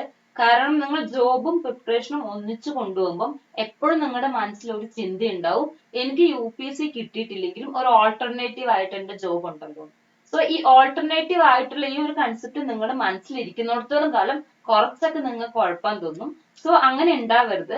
UPSC തന്നെയാണ് നിങ്ങളുടെ ജീവിത ലക്ഷ്യമെങ്കിൽ കൃത്യമായിട്ടും ജോബ് സ്കിപ്പ് ചെയ്ത് ഇതിനു വേണ്ടി ഫുൾ ഹെഡഡ് ആയിട്ട് ഇറങ്ങുന്നതാണ് നല്ലത്. അല്ലാതെ ഒരു പകുതി മനസ്സോടെ UPSC ഇല്ലെങ്കിലും എനിക്ക് ഇപ്പോഴുള്ള ജോബ് ഉണ്ടല്ലോ, എനിക്കൊരു ഓൾട്ടർനേറ്റീവ് ഉണ്ടല്ലോ എന്നൊരു മനസ്ഥിതിയിൽ പോവുകയാണെങ്കിൽ പലപ്പോഴും നമ്മൾ വിചാരിച്ച സമയത്ത് നമുക്ക് UPSC ക്രാക്ക് ചെയ്യാൻ പറ്റാതെ വരും. പിന്നെയുള്ളൊരു ക്വസ്റ്റ്യൻ, 12th കഴിഞ്ഞ ഉടനെ പ്രിപ്പറേഷൻ തുടങ്ങണമെന്നാണ്. 12th കഴിഞ്ഞ ഉടനെ നിങ്ങൾ ഒരിക്കലും ഫുൾ ഹെഡഡ് ആയിട്ട് പ്രിപ്പറേഷൻ തുടങ്ങേണ്ട കാര്യമില്ല. ഒന്നാമത്തെ കാര്യം, നിങ്ങൾക്ക് ഡിഗ്രി ഉണ്ടെങ്കിൽ മാത്രമേ UPSC എക്സാം അറ്റൻഡ് ചെയ്യാൻ പറ്റുള്ളൂ. സോ ഡിഗ്രി പാസ്സാവേണ്ടത് വളരെ അത്യാവശ്യമാണ്. 12th കഴിഞ്ഞ ഉടനെ നിങ്ങൾ ചെയ്യേണ്ടത്, ഇഷ്ടമുള്ള ഒരു സബ്ജക്റ്റിന് ഗ്രാജുവേഷന് പോകുന്ന സമയത്ത് സ്കൂളിൽ കോളേജുകളിൽ നടക്കുന്ന ഒരുപാട് ആക്ടിവിറ്റീസ് ഉണ്ടാവും. അതായത് സ്പീച്ച് ഇലക്യൂഷൻ കോമ്പറ്റീഷൻ ഉണ്ടാവും, എസ്സേ റൈറ്റിംഗ് കോമ്പറ്റീഷൻ ഉണ്ടാവും, ഇങ്ങനെയുള്ള കുറെ ട്രെക്കിങ്ങുകൾ ഉണ്ടാവും, കുറെ കാര്യങ്ങൾ ഉണ്ടാവും. ഇലക്യൂഷന് പോയാലുള്ള കാര്യം എന്താന്ന് വെച്ചിട്ടുണ്ടെങ്കിൽ നിങ്ങൾക്ക് ഒരുപാട് ലോക വിവരം ഉണ്ടാവും. മാത്രമല്ല അതിനനുസരിച്ച് നിങ്ങളുടെ പേഴ്സണാലിറ്റി ഡെവലപ്പ് ചെയ്യുകയും ചെയ്യും. ഈ ഒരു പേഴ്സണാലിറ്റി ഡെവലപ്മെന്റ് നമുക്ക് ഇന്റർവ്യൂവിൽ വളരെയധികം ഉപകാരം ചെയ്യും. മാത്രമല്ല കോളേജിൽ ഒരുപാട് എസ്സേ കോമ്പറ്റീഷൻ നടക്കുന്നുണ്ടാവും. നിങ്ങൾ അതിനൊക്കെ ജോയിൻ ചെയ്യുക. കാരണം മെയിൻസിൽ എസ്സേ വളരെ വലിയൊരു ക്രിട്ടിക്കൽ കമ്പോണന്റ് ആണ്. എസ്സേയുടെ മാർക്ക് കൊണ്ട് മാത്രം നിങ്ങളുടെ റാങ്കിൽ വ്യത്യാസങ്ങൾ വരാം. സോ ആ ഒരു എസ്സേ എഴുതാനുള്ള ആ ഒരു സ്ട്രാറ്റജി ഒക്കെ നിങ്ങൾ ഈ കോളേജിൽ പഠിക്കുന്ന സമയത്ത് ഡെവലപ്പ് ചെയ്യുന്നത് വളരെ നല്ലതായിരിക്കും. പിന്നെയുള്ള ഒരു ക്വസ്റ്റ്യൻ, പ്രിപ്പറേഷൻ ബോറടി എങ്ങനെ മാറ്റാം, നമുക്കത് എങ്ങനെ കൂടുതൽ എൻജോയബിൾ ആക്കാം എന്നുള്ളതാണ്. നിങ്ങൾ ഒരു കാര്യം മനസ്സിലാക്കേണ്ടത്, ആദ്യം മുതൽ അവസാനം വരെ ത്രൂ ഔട്ട് കൺസിസ്റ്റന്റ് ആയിട്ട് പ്രിപ്പയർ ചെയ്യാൻ സാധാരണ ഒരു മനുഷ്യന് പറ്റത്തില്ല. നമ്മുടെ എല്ലാവർക്കും തന്നെ നമുക്ക് വളരെ നന്നായിട്ട് പഠിക്കാൻ പറ്റുന്ന മൊമെന്റ്സ് ഉണ്ടാവും, അതേപോലെ തന്നെ ഒന്നും പഠിക്കാൻ പറ്റാത്ത മൊമെന്റ്സ് ഉണ്ടാവും.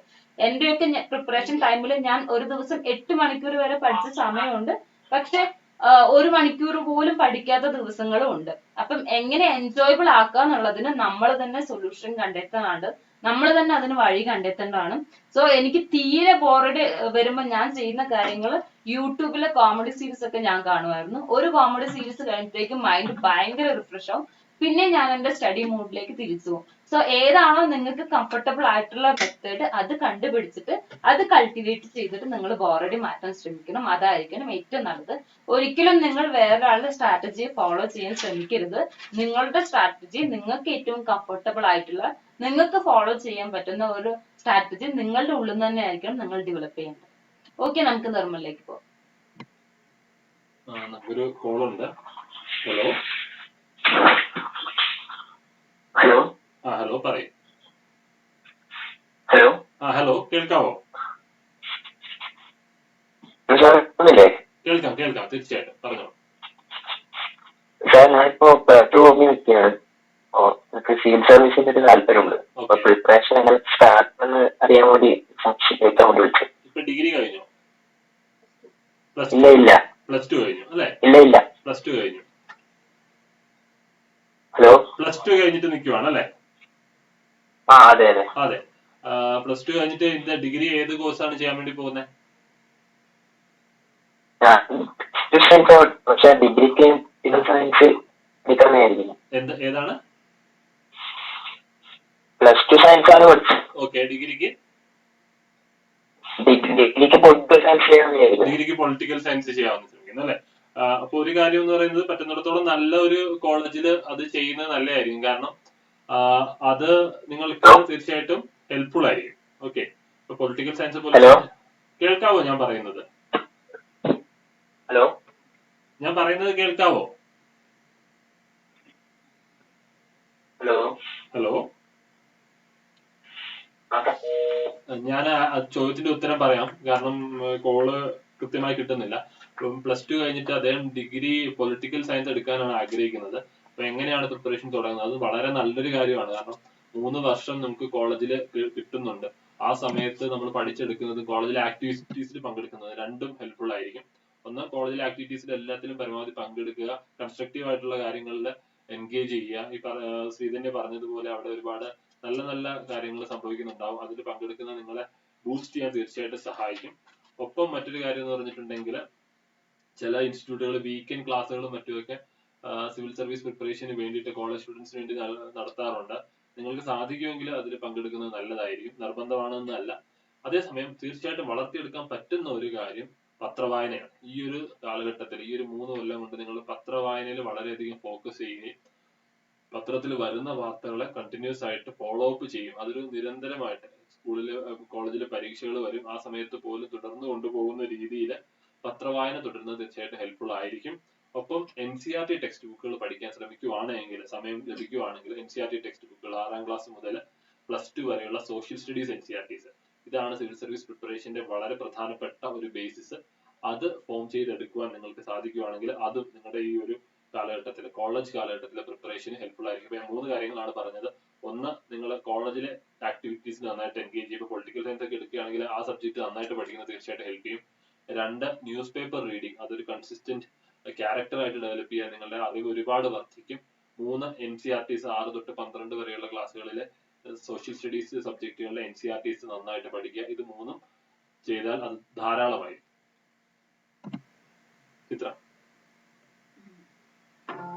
അപ്പൊ ഞാൻ പ്രിലിംസിന്റെ കാര്യം പറഞ്ഞു. കോച്ചിങ്ങിന് പോവാത്തവർ ഇമ്പോർട്ടന്റ് ആയിട്ട് ചെയ്യാനുള്ള എന്താണെന്ന് വെച്ചാൽ, ലൈബ്രറി പോവുകയാണെങ്കിൽ നല്ലതായിരിക്കും. അതായത് ആ ഒരു അറ്റ്മോസ്ഫിയർ ക്രിയേറ്റ് ചെയ്യും. കുറെ ആൾക്കാർ നമ്മളടുത്തിരിക്കും പഠിക്കുമ്പോൾ നമുക്കും പഠിക്കാനായിട്ട് തോന്നും. പിന്നെ അതൊരു വേറൊരു ഇമ്പോർട്ടന്റ് ഫാക്ടർ എന്താണെന്ന് വെച്ചാൽ, നമ്മൾ പലരും പറഞ്ഞു കൂടെ ഇരുന്ന് പഠിക്കാനോ എന്തെങ്കിലും ഡിസ്കസ് ചെയ്യാനോ, അതായത് ഇപ്പൊ സ്ട്രെസ് വരുമ്പോഴോ ബോർ അടിക്കുമ്പോഴോ പഠിക്കാൻ പറ്റുന്നില്ല, ക്വാളിറ്റി ഓഫ് നമ്മൾ പഠിക്കുന്നതിന്റെ ക്വാളിറ്റി ശരിയാവുന്നില്ല എന്ന് തോന്നുമ്പോൾ ആരെങ്കിലും ഉണ്ടെങ്കിൽ നമുക്കൊന്ന് ഇരുന്ന് വെറുതെ ഡിസ്കസ് ചെയ്യുമ്പോൾ നമുക്കത് ലൈറ്റും ആയിരിക്കും, പക്ഷെ അതേസമയം നമ്മളെ ഹെൽപ്പ് ചെയ്യുകയും ചെയ്യും. അതൊന്ന്. രണ്ടാമത്തെ കാര്യം, സ്ട്രെസ് വരുമ്പോ എന്താ ചെയ്യണമെന്ന് വെച്ചാൽ, യൂഷ്വലി ലൈബ്രറിയിലാണെങ്കിൽ നമുക്കൊരു ചെറിയൊരു ഗ്രൂപ്പാണ്, 2-3 പേര്. എല്ലാരും കൂടി ഒന്ന് ചായ കുടിക്കാൻ പോയാലോ, എന്തെങ്കിലും പുറത്തോട്ടൊന്ന് നടക്കാൻ പോയാലോ. ഈ ഗ്രൂപ്പിന്റെ ഗുണം എന്താണെന്ന് വെച്ചാൽ, മിക്കവാറുള്ള ഡിസ്കഷനും സെന്റേർഡ് അറൌണ്ട് നമ്മുടെ ഈ പ്രിപ്പറേഷൻ തന്നെ ആയിരിക്കും. അതുകൊണ്ട് അതും ഹെൽപ്പ് ചെയ്യും. പിന്നെ നമ്മുടെ സ്ട്രെസ് റിലീഫ് എന്നുള്ള രീതിയിലും നമ്മളെ സഹായിക്കും. പിന്നെ അടുത്ത, എക്കണോമിക്സ് എങ്ങനെ പ്രിപ്പയർ ചെയ്യും എന്നൊരു ക്വസ്റ്റ്യൻ ഉണ്ടായിരുന്നു. ഇപ്പോ ഞാൻ ഫോളോ ചെയ്തത് ശങ്കർ ഗണേഷ് ആണ്. ശങ്കർ ഗണേഷ് വളരെ ലൈറ്റ് ആയിട്ടുള്ള ഒരു ബുക്കാണ്. സോ ശങ്കർ ഗണേഷ് വായിച്ചിട്ട് എന്താണ് ബേസിക് ആയിട്ടുള്ള പല ടേംസ് നമ്മൾ എന്താ ന്യൂസ് പേപ്പർ വായിക്കുമ്പോൾ കുറെ ടേംസ് നമ്മൾ we'll come across lot of terms. അപ്പൊ പലതും ഫസ്റ്റ് ടൈം റീഡറിന് മനസ്സിലാവില്ല. So Shankar Ganesh will help for developing a clarity. അതായത് ബേസ് എന്താണെന്ന് സെറ്റ് ചെയ്യാനായിട്ട് ശങ്കർ ഗണേഷ് സഹായിക്കും. അത് കഴിഞ്ഞതിന് ശേഷം ന്യൂസ് പേപ്പർ വെച്ചിട്ട് നമുക്ക് മനസ്സിലാക്കണം, അതായത് ഇന്ത്യൻ എക്കോണമിയുടെ സിനാരിയോ എന്താണ്, what are the important functions of RBI, എല്ലാം നമ്മൾ ഈ ന്യൂസ് പേപ്പർ വായിക്കുമ്പോൾ നമുക്ക് കാണാം. അത് കഴിഞ്ഞതിന് ശേഷം നമ്മൾ ചെയ്യേണ്ടത് എക്കണോമിക് സർവേ, പിന്നെ അഗ്രികൾച്ചർ എന്നുള്ളതൊക്കെ സെക്ടേഴ്സ്, എക്കണോമിക് സെക്ടേഴ്സ്. അത് എന്ന് പറയുന്നത് കുരുക്ഷേത്ര ആക്ച്വലി ഹെൽപ്പ് ചെയ്യും. എസ്പെഷ്യലി റൂറൽ അഗ്രികൾച്ചർ സെക്ടറിന്റെ പല ഇൻഫർമേഷനും കുരുക്ഷേത്ര നമുക്ക് കിട്ടും. ബാക്കി ഇൻഡസ്ട്രി എന്നുള്ളതൊക്കെ നമ്മൾ അതായത് പല കമ്പൈലേഷൻസ്, വിഷൻസിന്റെ പല ഡോക്യുമെന്റ്സ് വരുമ്പോൾ പല ഇത് കിട്ടും. എന്താ പറയണേ, സ്റ്റാറ്റിസ്റ്റിക്സ് വളരെ ഇമ്പോർട്ടന്റ് ആണ്. സ്റ്റാറ്റിസ്റ്റിക്സ് എവിടെയെങ്കിലും നോട്ട് ചെയ്ത് വെക്കുക. എനിക്ക് ഒരു സെപ്പറേറ്റ് ബുക്ക് ഉണ്ടായിരുന്നു സ്റ്റാറ്റിസ്റ്റിക്സ് നോട്ട് ചെയ്യാനായിട്ട്. അത് GSന്റെ ആൻസറിന്റെ ക്വാളിറ്റിനെ ഇംപ്രൂവ് ചെയ്യും. അതായത് നമ്മൾ എന്തെങ്കിലും പറയുമ്പോൾ സ്റ്റാറ്റിസ്റ്റിക്സ് അതിന്റെ തൊട്ട് താഴെ കൊടുക്കുമ്പോൾ നമ്മൾ നമ്മുടെ ആൻസറിനെ കുറച്ചും കൂടി സ്ട്രെങ്തൻ ചെയ്യുകയാണ്. അത് നമ്മുടെ മാർക്സ് കൂടുതൽ കിട്ടാനായിട്ട് സഹായിക്കും. ശ്രീധന്യ. ശരി, അടുത്തതായിട്ട് ചോദിച്ചിരിക്കുന്ന question, how to select hobbies for interview. നമ്മൾ ഇന്റർവ്യൂവിന് എങ്ങനെ നമ്മുടെ ഹോബീസ് സെലക്ട് ചെയ്യാന്നുള്ളത് വളരെ ശ്രദ്ധിക്കേണ്ട കാര്യം. ജെന്യൂൻ ആയിട്ടുള്ള ഹോബീസ് മാത്രമേ നിങ്ങൾ എഴുതാൻ പാടുള്ളൂ. ഒരിക്കലും നിങ്ങൾ തന്നെ ചീറ്റ് ചെയ്തിട്ട് ഒരു ഹോബി എഴുതരുത്. എങ്കിൽ അത് ഇന്റർവ്യൂവിൽ തീർച്ചയായിട്ടും പിടിക്കപ്പെടും. എന്റെ ഹോബി എന്തൊക്കെയായിരുന്നു വെച്ചാൽ, ഫോറസ്റ്റ്, ട്രെക്കിങ്ങും ആർച്ചറി ആയിരുന്നു എന്റെ ഹോബി. അത് എങ്ങനെയാ വന്നെന്ന് വെച്ചാൽ ഞാൻ കോളേജിൽ പഠിക്കുന്ന സമയത്ത് നേച്ചർ ക്ലബിന്റെ സെക്രട്ടറി ആയിരുന്നു. സോ നേച്ചർ ക്ലബിന്റെ അണ്ടറിൽ ഒരുപാട് ട്രെക്കിംഗ് ഞങ്ങൾ കോളേജിൽ കണ്ടക്ട് ചെയ്തിട്ടുണ്ട്. സൈലന്റ് വാലി കോർസോണിലൊക്കെ ഞങ്ങൾ ട്രെക്കിന് പോയിട്ടുണ്ട് വിത്ത് ഫോറസ്റ്റ് പെർമിഷൻ. സോ ഈ ഒരു അങ്ങനെ അത് മാത്രമല്ല കേരളത്തിലെ ഏകദേശം ഫോറസ്റ്റും മൗണ്ടെയ്ൻസും ഞാൻ ട്രെക്കിങ്ങിന്റെ ഭാഗമായിട്ട് കവർ ചെയ്തിട്ടുണ്ട്. അതുകൊണ്ട് തന്നെ ട്രെക്കിങ് എനിക്ക് വളരെ നന്നായിട്ട് ആൻസർ ചെയ്യാൻ പറ്റിയ ഒരു ക്വസ്റ്റ്യൻ ആയിരുന്നു. നല്ല രീതിയിൽ തന്നെയാണ് ഞാനത് ചെയ്തത്. അടുത്ത ക്വസ്റ്റ്യൻ അടുത്ത എന്റെ ഹോബി എന്ന് പറഞ്ഞിട്ടുണ്ടെങ്കിൽ ആർച്ചറി ആയിരുന്നു. ആർച്ചറി എനിക്ക് ചെറുപ്പം മുതലേ ഞാൻ ഭയങ്കര ഇമോഷണലി അറ്റാച്ച്ഡ് ആയിട്ടുള്ള ഒരു ഇവന്റ് ആണ് ആർച്ചറി. ചെറുപ്പം മുതലേ പ്രാക്ടീസ് ചെയ്യായിരുന്നു. എന്റെ കമ്മ്യൂണിറ്റിയും ആർച്ചറി ഒരു ഡിവൈൻ ഇവന്റ് ആയിട്ട് കണക്കാക്കുന്ന ഒരു കമ്മ്യൂണിറ്റി ആയിരുന്നു. അതുകൊണ്ട് തന്നെ ആർച്ചറി ആയിട്ട് എനിക്ക് ചെറുപ്പം മുതലേ ബന്ധമുണ്ട്. അപ്പൊ ഈ രണ്ട് ഹോബി ആയിരുന്നു ഞാൻ ഡാഫിലെ ഡീറ്റെയിൽഡ് ആപ്ലിക്കേഷൻ ഫോമിൽ എഴുതിയിട്ടുള്ളത്. അതേപോലെ പലർക്കും പ്രസംഗിക്കുന്നത് അല്ലെങ്കിൽ ഇലക്യൂഷൻ കോമ്പറ്റീഷനിൽ പങ്കെടുക്കുന്നത് ഒരു ഹോബി ആയിരിക്കാം, റീഡിങ് ഹോബി ആയിരിക്കാം, ഫുട്ബോൾ ഹോബി ആയിരിക്കാം. അത് മാത്രമല്ല ക്വിസിങ് ഹോബി ആയിട്ടുള്ള ഒരുപാട് ആൾക്കാരുണ്ട്. എന്താണോ ഹോബി അത് നിങ്ങൾ എപ്പോഴും നിങ്ങളുടെ ഹാർട്ടിനോട് ഏറ്റവും ക്ലോസ് ആയിട്ടുള്ള, നിങ്ങൾ ഏറ്റവും കംഫർട്ടബിൾ ആയിട്ടുള്ള, നിങ്ങൾ എപ്പോഴും ലൈഫിൽ പ്രാക്ടീസ് ചെയ്യുന്ന ഒരു ഹോബി ആയിരിക്കണം നിങ്ങൾ തെരഞ്ഞെടുക്കേണ്ടത്. ഒരിക്കലും നിങ്ങൾ ഈ കാര്യത്തിൽ ചീറ്റ് ചെയ്യാൻ ശ്രമിക്കരുത്. പിന്നെ ഒരു ക്വസ്റ്റ്യൻ എന്റെ ഇന്റർവ്യൂ എക്സ്പീരിയൻസ് ആണ്. എന്റെ ഇന്റർവ്യൂ എക്സ്പീരിയൻസ്, ഇന്റർവ്യൂവിനെ പറ്റി യാതൊരു മുൻധാരണകളും ഇല്ലാതാണ് ഞാൻ UPSC ഇന്റർവ്യൂവിന് പോയത്. കേരളത്തിൽ ആകെ 3 മോക്ക് ഇന്റർവ്യൂ മാത്രമേ ഞാൻ അറ്റൻഡ് ചെയ്തിട്ടുള്ളൂ. അപ്പൊ മോക്ക് ഇന്റർവ്യൂവിന് എനിക്ക് വളരെ മോശമല്ലാത്ത നല്ല അഭിപ്രായമാണ് കിട്ടിയത്. അപ്പൊ അതുകൊണ്ട് തന്നെ ആ ഒരു കോൺഫിഡൻസ് ഉള്ളിൽ ഉണ്ടായിരുന്നു. അങ്ങനെയാണ് പോയത്. എനിക്ക് Ajit Bhonsle, retired air marshal Ajit Bhonsle സാറിന്റെ ബോർഡായിരുന്നു. അപ്പം ഇന്റർവ്യൂ വളരെ നന്നായിട്ടാണ് പോയത്. കാരണം ആദ്യം ഇനീഷ്യൽ സ്റ്റേജിൽ തന്നെ സാറ് നിങ്ങളെ ഏറ്റവും കംഫർട്ടബിൾ ആക്കാൻ ശ്രമിക്കും. നിങ്ങൾക്ക് പേനയും പേപ്പറും ഒക്കെ തന്നിട്ട് നിങ്ങൾക്ക് ആൻസർ പറയുന്നതിന് മുമ്പ് തന്നെ എന്തെങ്കിലും നോട്ട് ചെയ്യേണ്ടത് നോട്ട് ചെയ്യുക. അല്ലെങ്കിൽ ഒരു മിനിറ്റോ 2 മിനിറ്റോ ആലോചിച്ചിട്ടൊക്കെ നിങ്ങൾ ആൻസർ പറഞ്ഞാൽ മതി എന്ന് നമ്മളെ ഭയങ്കര കംഫർട്ട് ആക്കിയിട്ട് മാത്രമേ അവർ ഇന്റർവ്യൂ സ്റ്റാർട്ട് ചെയ്യത്തുള്ളൂ. പിന്നെ ഏറ്റവും കൂടുതൽ ക്വസ്റ്റ്യൻ എനിക്ക് വന്നത് എന്റെ സബ്ജക്റ്റ് നിന്നായിരുന്നു. കാരണം ഞാൻ MSc സുവോളജി ആയിരുന്നു.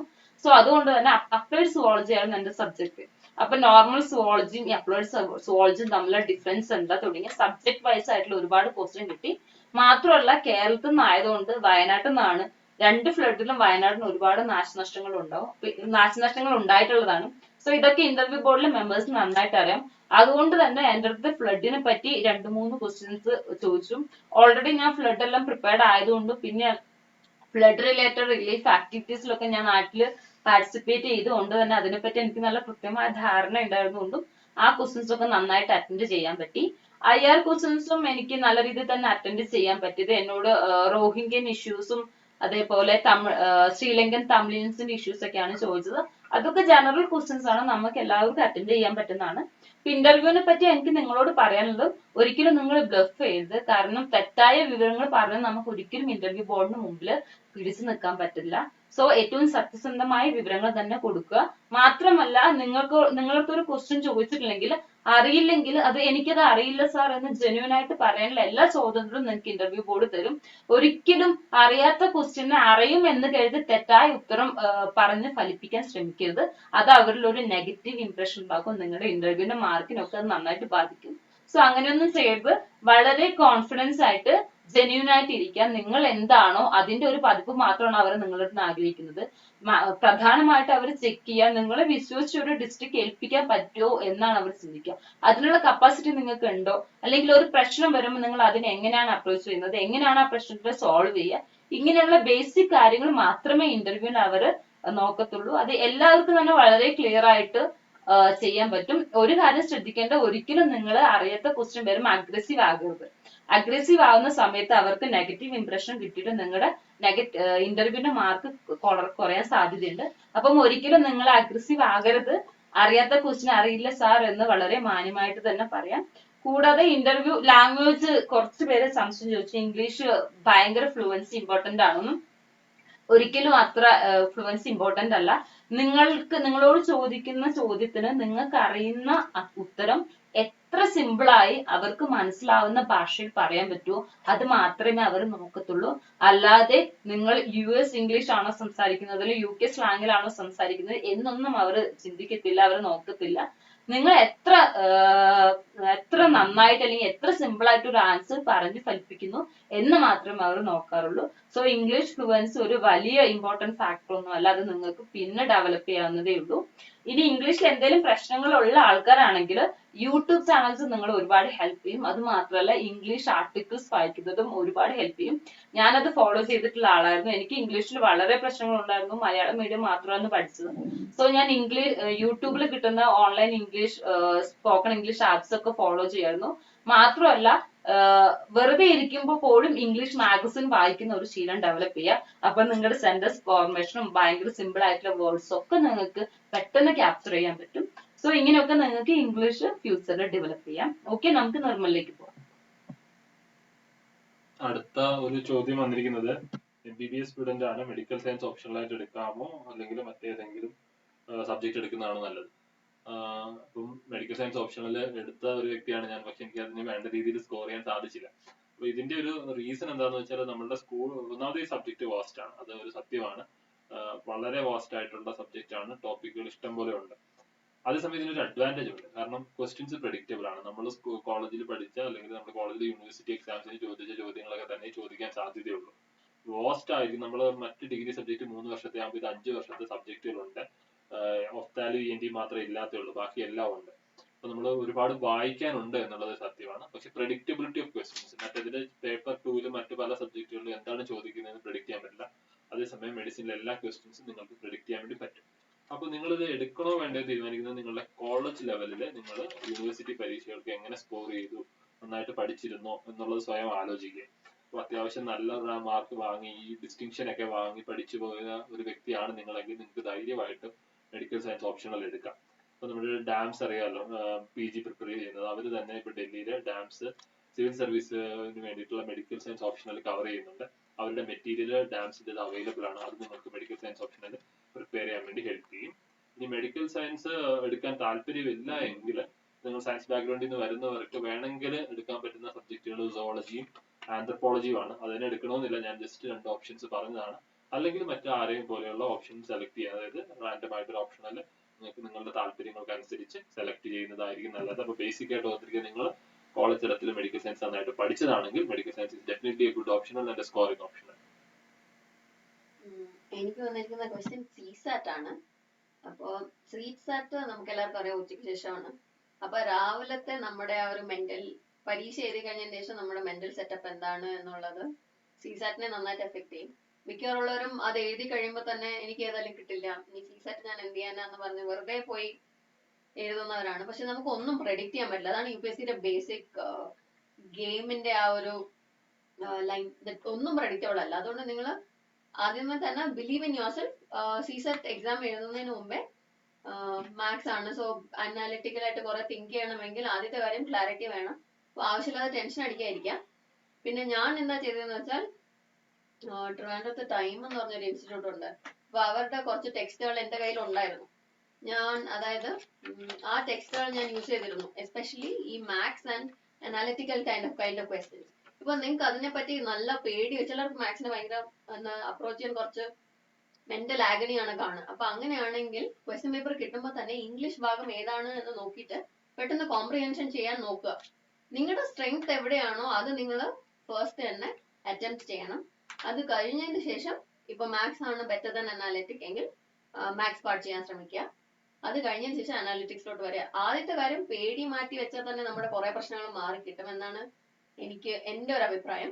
പിന്നെ ഇതിൽ ഒരേ ഒരു വഴിയുള്ളൂ, പ്രാക്ടീസ്. അനാലിറ്റിക്സ് ഞാൻ പറഞ്ഞ കണക്ക് ടൈമിന്റെ ടെക്സ്റ്റ് നല്ലതാണ്, ചെയ്ത് കഴിഞ്ഞാൽ നമുക്ക്, അതായത് ഇപ്പം എത്ര ടഫ് ഒരു പേപ്പർ വന്നാലും നമുക്ക് ഹാൻഡിൽ ചെയ്യാൻ പറ്റും. അതിൽ കൂടുതൽ സമയം സ്പെൻഡ് ചെയ്യണം എന്നല്ല ഞാൻ പറയണേ. ഇപ്പം നിങ്ങൾ പറഞ്ഞ കണക്ക് എപ്പോഴെങ്കിലും ഞാൻ പഠിച്ച് എനിക്കിപ്പം ഹീറ്റഡ് അപ്പ് ആയി എന്ന് തോന്നുവാണ്, അതായത് ഇന്നത്തെ ദിവസത്തേക്കുള്ളതായി എനിക്ക് ഇനി പഠിക്കാൻ വയ്യ എന്നൊരു തോന്നൽ വരുമ്പോൾ പറ്റിയ ഒരു സബ്ജക്റ്റ് ആണ് ഇത്. എടുത്ത് വെറുതെ ഒന്ന് 2-3 പ്രോബ്ലം സോൾവ് ചെയ്യാൻ നോക്കുക. നിങ്ങൾ കുറച്ച് കൂൾ ഡൗൺ പീരീഡും ആവും, നിങ്ങൾക്ക് ഈ CSAT-ല് നിങ്ങളെ ഹെൽപ്പ് ചെയ്യും. CSAT-ൽ എനിക്ക് കുറച്ചുകൂടെ ആഡ് ചെയ്യാണ്ട്, കാരണം CSAT ഏറ്റവും ബുദ്ധിമുട്ടുള്ളത് എനിക്കായിരുന്നു. ആദ്യത്തെ ഒരു തവണ ഞാൻ CSAT-നാണ് പോയത്, പിന്നെ ഞാൻ CSAT-ന് എക്സ്ട്രാ എഫേർട്ട് ഇട്ടിട്ടാണ് ക്ലിയർ ചെയ്തത്. ഇപ്പൊ സീസായിട്ട് നിങ്ങൾ ശ്രദ്ധിക്കേണ്ട ഒരു കാര്യം, എന്റെ പ്രശ്നം എന്താന്ന് വെച്ചിട്ടുണ്ടെങ്കിൽ എനിക്ക് മാത്സിനോട് ഭയങ്കര പേടിയായിരുന്നു, മാത്സ് അറ്റൻഡ് ചെയ്യാൻ എനിക്ക് പേടിയായിരുന്നു. സോ ഞാനത് ഓവർകം ചെയ്ത് എങ്ങനെയാന്ന് വെച്ചിട്ടുണ്ടെങ്കിൽ ഏറ്റവും കൂടുതൽ ഞാൻ ഫോക്കസ് ചെയ്ത് കോംപ്രഹെൻഷനിലാണ്. നിങ്ങൾക്ക് പിയേഴ്സൺ ആൻഡ് പിയേഴ്സൺ എന്ന് പറഞ്ഞ ടെക്സ്റ്റ് അവൈലബിൾ ആണ്. ആ ടെക്സ്റ്റിൽ ഏകദേശം 1000 മുകളിൽ കോംപ്രഹെൻഷൻ പ്രാക്ടീസ് ക്വസ്റ്റ്യൻസ് ഉണ്ട്. ഞാൻ ഏകദേശം പ്രിലിംസിന് വേണ്ടി ഏകദേശം 500 മുകളിൽ കോംപ്രഹെൻഷൻ പ്രാക്ടീസ് ചെയ്തിട്ടുണ്ടാവും. അതുകൊണ്ട് തന്നെ 2018 പ്രിലിംസിൽ ഏറ്റവും കൂടുതൽ കോംപ്രഹെൻഷൻ, ഒരുപാട് കോംപ്രഹെൻഷൻ ക്വസ്റ്റ്യൻ ഉണ്ടായിരുന്നു. അതെല്ലാം തന്നെ എനിക്ക് കൃത്യമായിട്ട് അറ്റൻഡ് ചെയ്യാനും അതൊക്കെ കറക്റ്റ് ചെയ്യാനും പറ്റി. കോംപ്രഹെൻഷൻ കഴിഞ്ഞ് പിന്നെ ഞാൻ ഫോക്കസ് ചെയ്യുന്ന റീസണിങ്ങിലാണ്. റീസണിങ്ങിൽ ഏകദേശം നമുക്കൊരു 7-8 ക്വസ്റ്റ്യൻ നമുക്ക് പ്രതീക്ഷിക്കാം പ്രിലിംസിന്. അപ്പൊ ഞാൻ ഏകദേശം ഒരു 100-200 മുകളിലൊക്കെ എന്താ പറയാ റീസണിങ്ങിന്റെ ക്വസ്റ്റ്യൻസ് ഈ പിയേഴ്സൺ ആൻഡ് പിയേഴ്സൺ ടെക്സ്റ്റ് നോക്കി ഒരുപാട് പ്രാക്ടീസ് ചെയ്തിട്ടാണ് പോയത്. അതുകൊണ്ട് തന്നെ എനിക്ക് ഈ കോംപ്രഹെൻഷനും റീസണിങ്ങും നന്നായിട്ട് ആൻസർ ചെയ്യാൻ പറ്റി. പക്ഷെ ഒരു കാര്യം ശ്രദ്ധിക്കേണ്ടത്, ചില വർഷങ്ങളില് പാറ്റേൺ വ്യത്യാസം ഉണ്ടാവും. കോംപ്രഹെൻഷൻ കൂടുതലും ന്യൂമറിക്കൽ കുറവായിട്ട് വരുന്ന വർഷങ്ങൾ ഉണ്ടാകാം. പക്ഷെ ന്യൂമറിക്കൽ കുറഞ്ഞിട്ടും കോംപ്രഹെൻഷൻ കൂടി വരുന്ന വർഷങ്ങളും ഉണ്ടാവും, ശ്രദ്ധിക്കണം.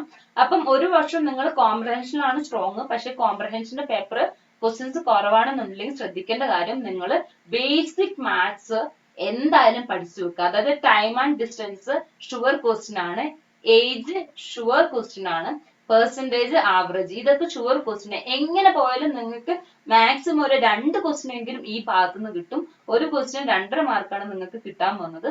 അതുകൊണ്ട് തന്നെ ഈ ടൈം ആൻഡ് ഡിസ്റ്റൻസ് കൂടാതെ ആവറേജ്, പെർസെന്റേജ്, ഏജ് ഈ ക്വസ്റ്റ്യൻ ഒക്കെ 1-2 ബേസിക് ഷോർട്ട് കട്ട് മെത്തേഡ് പഠിച്ചു വെച്ചിട്ട് അത് കൃത്യമായിട്ട് അപ്ലൈ ചെയ്യാൻ ശ്രമിക്കണം. കാരണം നമുക്ക് ഒരിക്കലും സീസാറ്റിൽ കോംപ്രഹെൻഷൻ മാത്രമേ വരൂ, അല്ല റീസണിങ് മാത്രമേ വരൂ എന്ന് നമുക്ക് പ്രെഡിക്റ്റ് ചെയ്യാൻ പോകാൻ പറ്റില്ല. അപ്പൊ ഏത് രീതിയിലാണോ വരുന്നത് അതിനനുസരിച്ച് ആൻസർ ചെയ്യാൻ നമ്മൾ കാപ്പബിൾ ആയിരിക്കണം എന്നുള്ളതാണ്. പിന്നെ ഒരു question, how to make our mains answers different. അത് ഇമ്പോർട്ടന്റ് ആണ്. കാരണം ഇപ്പൊ ഒരു GST കുറിച്ചോ അല്ലെങ്കിൽ ഏതെങ്കിലും ജനറൽ ആയിട്ട് ഒരു GS ക്വസ്റ്റ്യൻ വരുമ്പം എല്ലാ ആസ്പിരൻസിന്റെ ഇൻട്രൊഡക്ഷൻ ഏകദേശം ഒരു സിമിലർ ആയിട്ട് വരാൻ സാധ്യതയുണ്ട്. ഇങ്ങനെയുള്ള സാഹചര്യത്തിൽ നിങ്ങൾ ചെയ്യേണ്ട കാര്യം, നിങ്ങളുടെ ആൻസറിൽ മാക്സിമം മാപ്പ് അല്ലെങ്കിൽ ഫിഗേഴ്സ്, ഗ്രാഫ് ഇതൊക്കെ ഉൾപ്പെടുത്താൻ നിങ്ങൾ ശ്രദ്ധിക്കണം എന്നുള്ളതാണ്. ഗ്രാഫ് ഒക്കെ വരച്ചിട്ടുണ്ട് അല്ലെങ്കിൽ മാപ്പ് ഒക്കെ വരച്ചത് ഭയങ്കര കാച്ചിയാണ്. നിങ്ങൾ ആൻസർ എത്ര പേജ് എഴുതിയാലും ശരി, നമ്മുടെ പേപ്പർ നോക്കുന്ന ആൾ ഈ ആൻസർ മുഴുവൻ വായിച്ചു നോക്കണം എന്ന് ഒരു നിർബന്ധമില്ല. സോ നിങ്ങളുടെ പേപ്പർ ഇവാലുവേറ്റ് ചെയ്യുന്ന ആളെ കൊണ്ട് നിങ്ങളുടെ പേപ്പർ വായിപ്പിക്കുക എന്നുള്ളത് നിങ്ങളുടെ എന്താ പറയുക ആവശ്യമാണ്. അതുകൊണ്ട് തന്നെ നിങ്ങളുടെ പേപ്പർ എത്രമാത്രം അട്രാക്റ്റീവ് ആക്കാൻ പറ്റുമോ ആ രീതിയിലൊക്കെ നിങ്ങൾ ചെയ്യാൻ. ഞാൻ ഒരുപാട് ഗ്രാഫുകളും ഒരുപാട് മാപ്പുകളും ഫിഗേഴ്സും ഒക്കെ ഇൻക്ലൂഡ് ചെയ്തിട്ടാണ് മെയിൻസ് ആൻസർ എഴുതിയത് തന്നെ. അതുകൊണ്ട് തന്നെ ബാക്കിയുള്ളവരിൽ നിന്നും കുറച്ച് വ്യത്യസ്തമായിട്ട് നിങ്ങൾക്ക് ചെയ്യാൻ പറ്റും. അതേപോലെ ഓപ്ഷനിൽ മലയാളം എസ്പെഷ്യലി നിങ്ങളുടെ ആൻസർ വ്യത്യസ്തപ്പെടുത്താനുള്ള കാര്യമാണ് പറയാൻ പോകുന്നത്. എനിക്കത് ഫലിച്ചിട്ടുണ്ട്. കാരണം ഫസ്റ്റ് പേപ്പർ ആയാലും സെക്കൻഡ് പേപ്പർ ആയാലും ആൻസർ എഴുതുന്ന സമയത്ത് മാക്സിമം ആ കൃതികളിലെ വരികളും ആ കൃതികളെ പറ്റി വേറൊരാളുടെ ആർഗ്യുമെന്റ്സും അയാൾ എങ്ങനെയാണ് ആ കൃതിയെ സമീപിച്ചത് എന്നൊക്കെ ഞാൻ ഉൾപ്പെടുത്താൻ ശ്രമിച്ചിട്ടുണ്ടായിരുന്നു. അതുകൊണ്ട് തന്നെ എനിക്ക് ഓപ്ഷൻ നല്ല കുഴപ്പമില്ലാത്ത നല്ല മാർക്കാണ് കിട്ടിയത്. മറ്റുള്ളവരിൽ നിന്നും ഇങ്ങനെയുള്ള ചെറിയ ട്രിക്സ് ഒക്കെ വെച്ചിട്ട് നിങ്ങളുടെ ആൻസറിനെ എപ്പോഴും നന്നാക്കാൻ ശ്രമിക്കുക. അടുത്ത നമുക്ക് ചിത്രയിലേക്ക് പോവാം.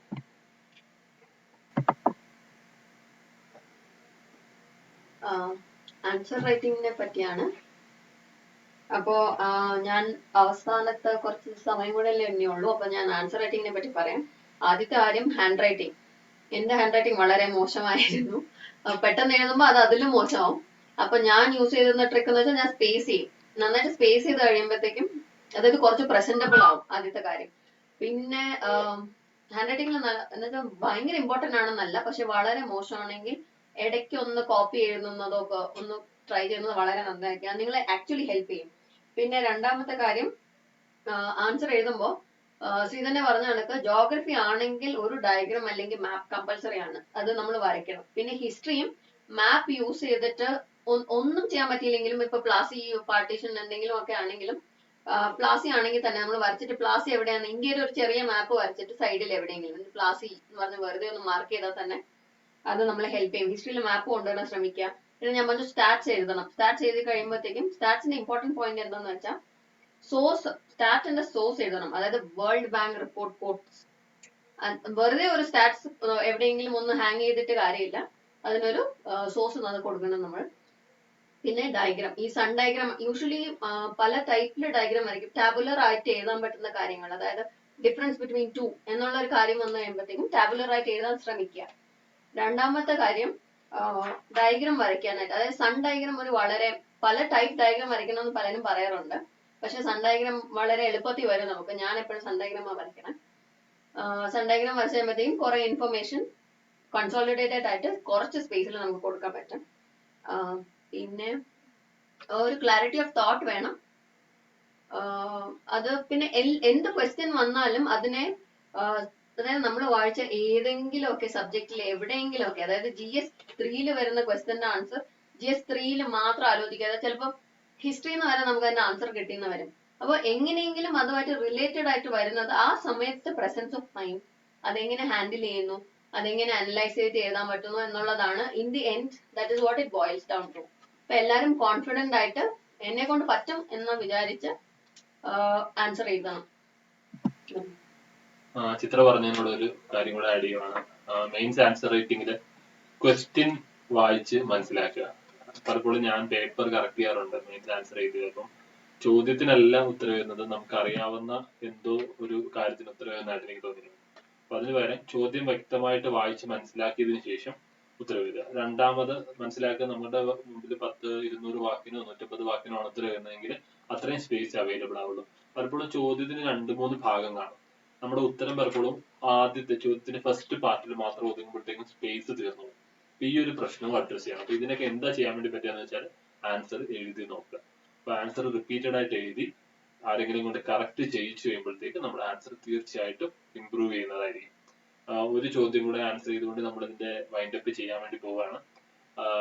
ഇതാണ് ഒരു ആവറേജ് സ്റ്റുഡന്റിന് സിവിൽ സർവീസ് ക്ലിയർ ചെയ്യാൻ പറ്റുമോ? 80% എനിക്ക് +2 സയൻസ് മാർക്ക് ക്ലിയർ ചെയ്യാൻ പറ്റുമോ എന്നാണ് ചോദിച്ചിരിക്കുന്നത്.